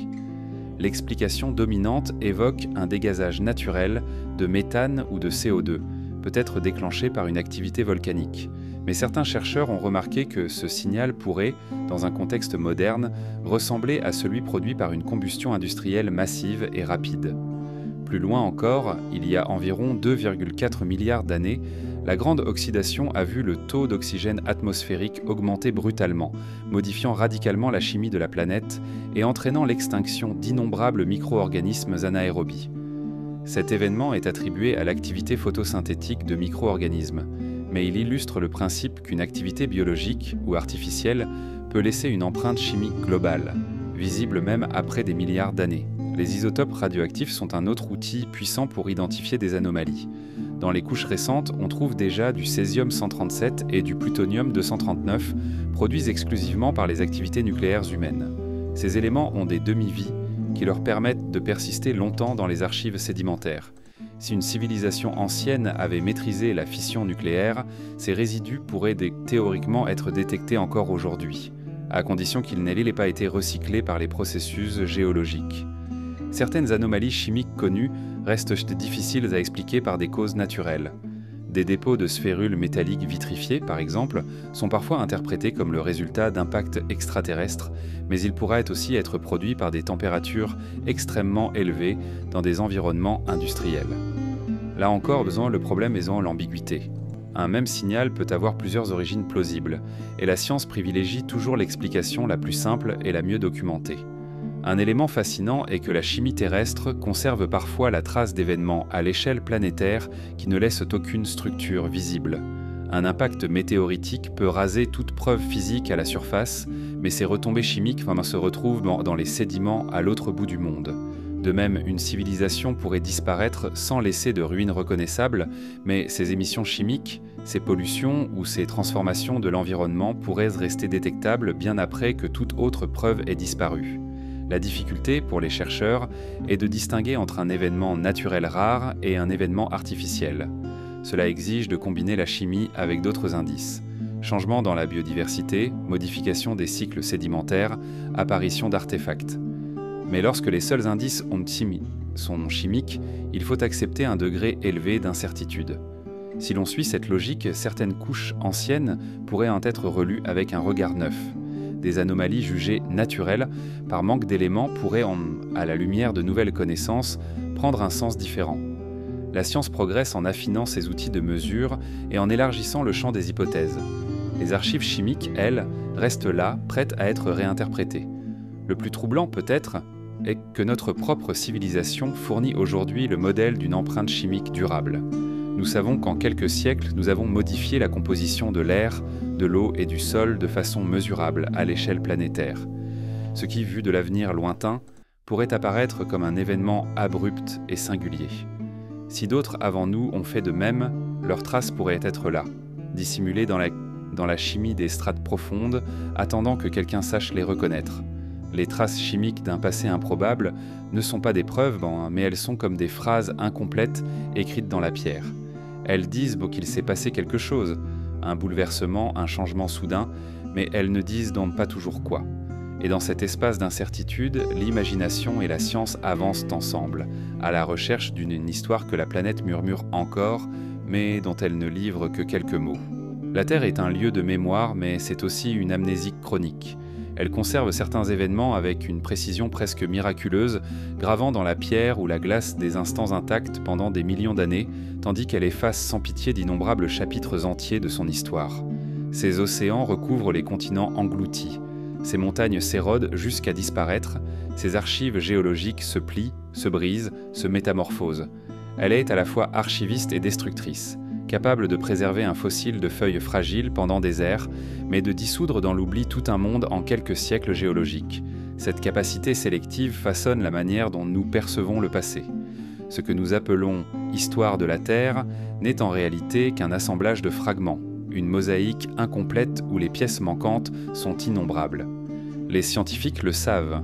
Il existe des périodes entières où les archives sont presque muettes. Ces silences ne signifient pas que rien ne s'est passé, mais plutôt que ce qui est arrivé n'a pas survécu à l'épreuve du temps et des forces planétaires. Si l'on se penche sur ces vides, on découvre une vérité dérangeante. La planète oublie beaucoup plus qu'elle ne se souvient. Les civilisations humaines récentes, celles que nous connaissons grâce à l'archéologie, ne représentent qu'un instant sur la ligne du temps. Les ruines de l'Égypte antique, les cités mayas ou les monuments mégalithiques sont déjà érodés, parfois engloutis. Imaginez-les après 10 millions d'années. Ils ne se réhersent plus que poussière intégrée aux sédiments ou fragments dispersés par les courants marins. Cette amnésie naturelle a des conséquences vertigineuses pour toute hypothèse d'une civilisation ancienne et inconnue. Si une telle civilisation a existé il y a, disons, 50 ou 100 millions d'années, il est assez probable qu'aucune trace directe n'ait survécu. Même les matériaux les plus résistants, comme la pierre taillée, finissent par se dégrader, et les métaux sont recyclés par les processus géologiques. Les seules traces plausibles seraient chimiques, minérales ou enfouies dans des contextes exceptionnels, comme sous une calotte glaciaire stable ou dans les sédiments d'un lac profond. La Terre n'efface pas tout de la même manière. Elle conserve parfois ce qui semble anodin, mais détruit ce qui nous paraît essentiel. Un coquillage fossile, fragile et banal, peut traverser des dizaines de millions d'années, alors qu'un édifice monumental pourrait disparaître sans laisser la moindre empreinte discernable. Cette logique est étrangère à nos valeurs. La nature ne hiérarchise pas l'information selon nos critères. Elle ne garde que ce qui échappe par hasard aux multiples processus de destruction. C'est pourquoi l'étude des traces anciennes est autant un exercice d'interprétation que de collecte. Le paléontologue, le géologue, l'archéologue savent qu'ils travaillent avec une infime partie du tableau original. Ils reconstruisent enfin le passé à partir d'indices temps partiels, en sachant que la plus grande partie de l'histoire manque à l'appel. Et dans ce travail, la possibilité de civilisation oubliée ne peut être ni prouvée ni complètement écartée. Elle reste suspendue entre absence de preuve et preuve d'absence. Cette amnésie planétaire nous enseigne aussi l'humilité. Elle nous rappelle que notre propre trace sera, elle aussi, soumise aux mêmes forces d'effacement. Nos villes, nos monuments, nos réseaux ne sont pas éternels. Si nous devions disparaître, il faudrait peu de temps à l'échelle géologique pour que nos œuvres soient absorbées dans le cycle des roches, des océans et des glaces. Les images satellites d'aujourd'hui, les archives numériques, tout ce qui nous semble définitif, ne durerait que le temps d'un battement de cœur à l'échelle des airs. Il existe cependant un paradoxe. Bien que la Terre oublie, elle se souvient parfois trop bien. Certaines cicatrices géologiques, comme les cratères d'impact ou les couches de cendres volcaniques, persistent en si longtemps qu'elles deviennent des repères immuables. Elles nous rappellent que l'oubli n'est pas uniforme, que certaines empreintes traversent les âges, tandis que d'autres s'effacent presque aussitôt. Cette inégalité dans la conservation est au cœur de notre difficulté à lire l'histoire ancienne. Face à cette réalité, on peut tirer une leçon importante. Chercher des traces d'un passé profond nécessite de comprendre d'abord comment la planète oublie. Il faut identifier les environnements où la conservation est la plus probable, les sédiments marins stables, les lacs profonds, les dépôts minéraux fermés, les glaces anciennes. C'est là, dans ces poches de mémoire, que pourraient se cacher les côtés nus d'événements ou de présences qui qui ne figurent pas dans nos récits officiels. L'amnésie de la Terre n'est pas seulement un obstacle scientifique, elle est aussi une invitation philosophique. Elle nous pousse à envisager le temps non pas comme une ligne continue que nous pouvons suivre sans interruption, mais comme une série de fragments, de morceaux flottants dans un océan de silence. Cela change notre rapport à la certitude. Au lieu de croire que ce que nous voyons est tout ce qui a existé, nous devons accepter que nous ne voyons qu'une infime partie, et que le reste peut-être a été aussi complexe, aussi riche et aussi éphémère que nous le sommes aujourd'hui. En observant la planète comme un être à la mémoire sélective, nous comprenons que chaque trace que nous découvrons est un miracle, statistique. Chaque fossile, chaque couche préservée, chaque artefact retrouvé est une victoire improbable sur l'entropie.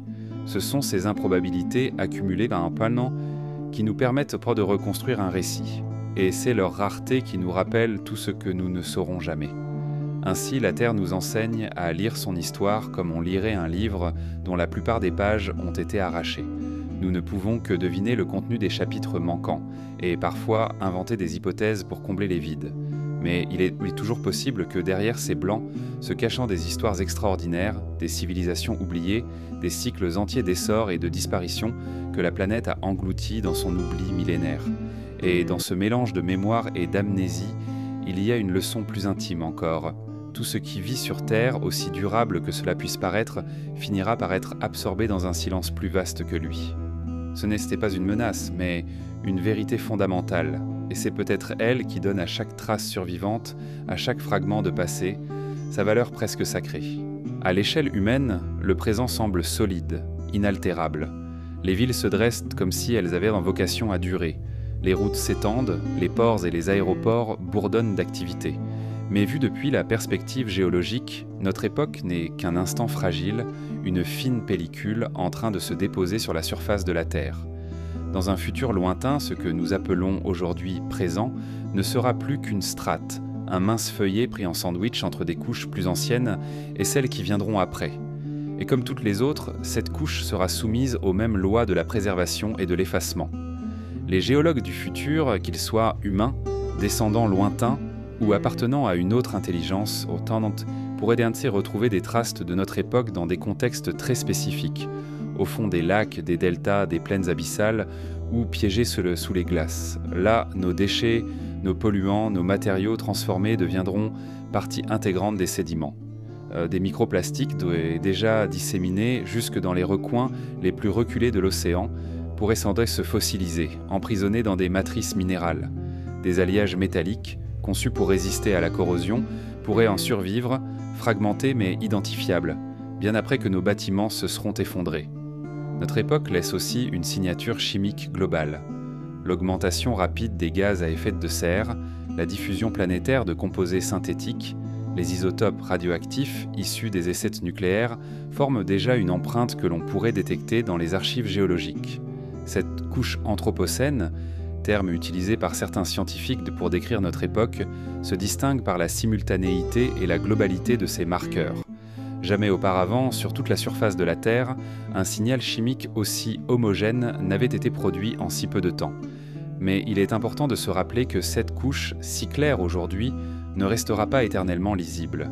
Les forces géologiques qui, travaillant lentement mais sûrement, finiront par la déformer, la fragmenter, voire la détruire. Dans 100 millions d'années, il ne subsistera peut-être que quelques poches intactes, quelques dépôts protégés par les hasards de la topographie et de la sédimentation.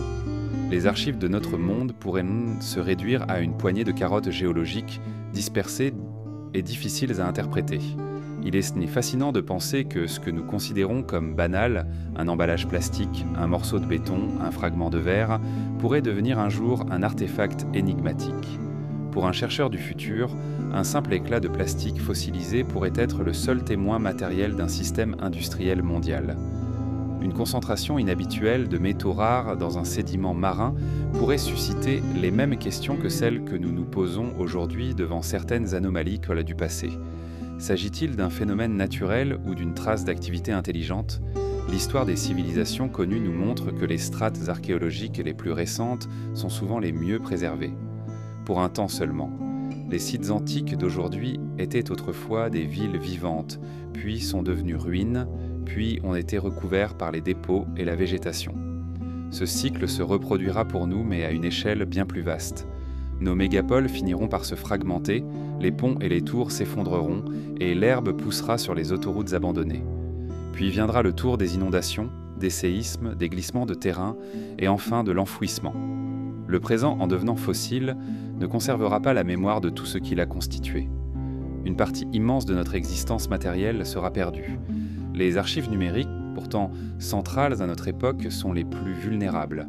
Sans entretien constant, elles s'effacent en quelques décennies, et même si certains supports survivent physiquement, le code qui permet de les lire pourrait disparaître. Les mots, les images, les sons qui semblent aujourd'hui immortels dans le cloud pourraient s'éteindre bien avant qu'ils aient eu la moindre chance de se fossiliser. Il existe aussi une dimension plus subtile. Notre couche fossile ne racontera pas seulement ce que nous avons construit, mais aussi ce que nous avons détruit. Les extinctions massives que nous provoquons laisseront leur marque dans la biodiversité fossile.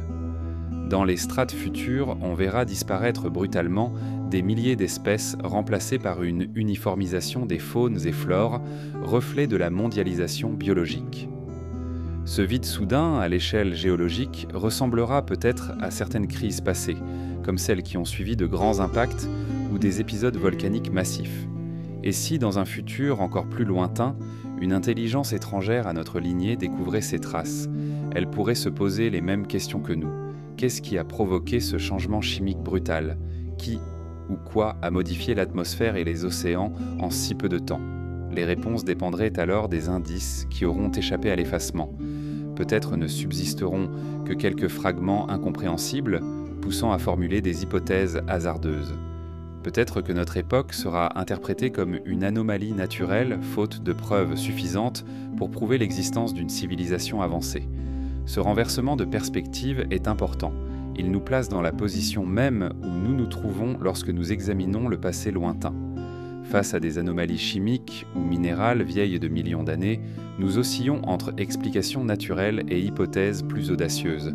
Les chercheurs du futur pourraient se trouver dans le même dilemme en nous étudiant. Cela signifie que, même si notre existence est indéniable pour nous, elle pourrait n'être qu'une conjecture fragile pour ceux qui viendraient après. Ce processus d'effacement ne signifie pas que tout disparaîtra uniformément. Certains environnements sont de véritables pièges à mémoire.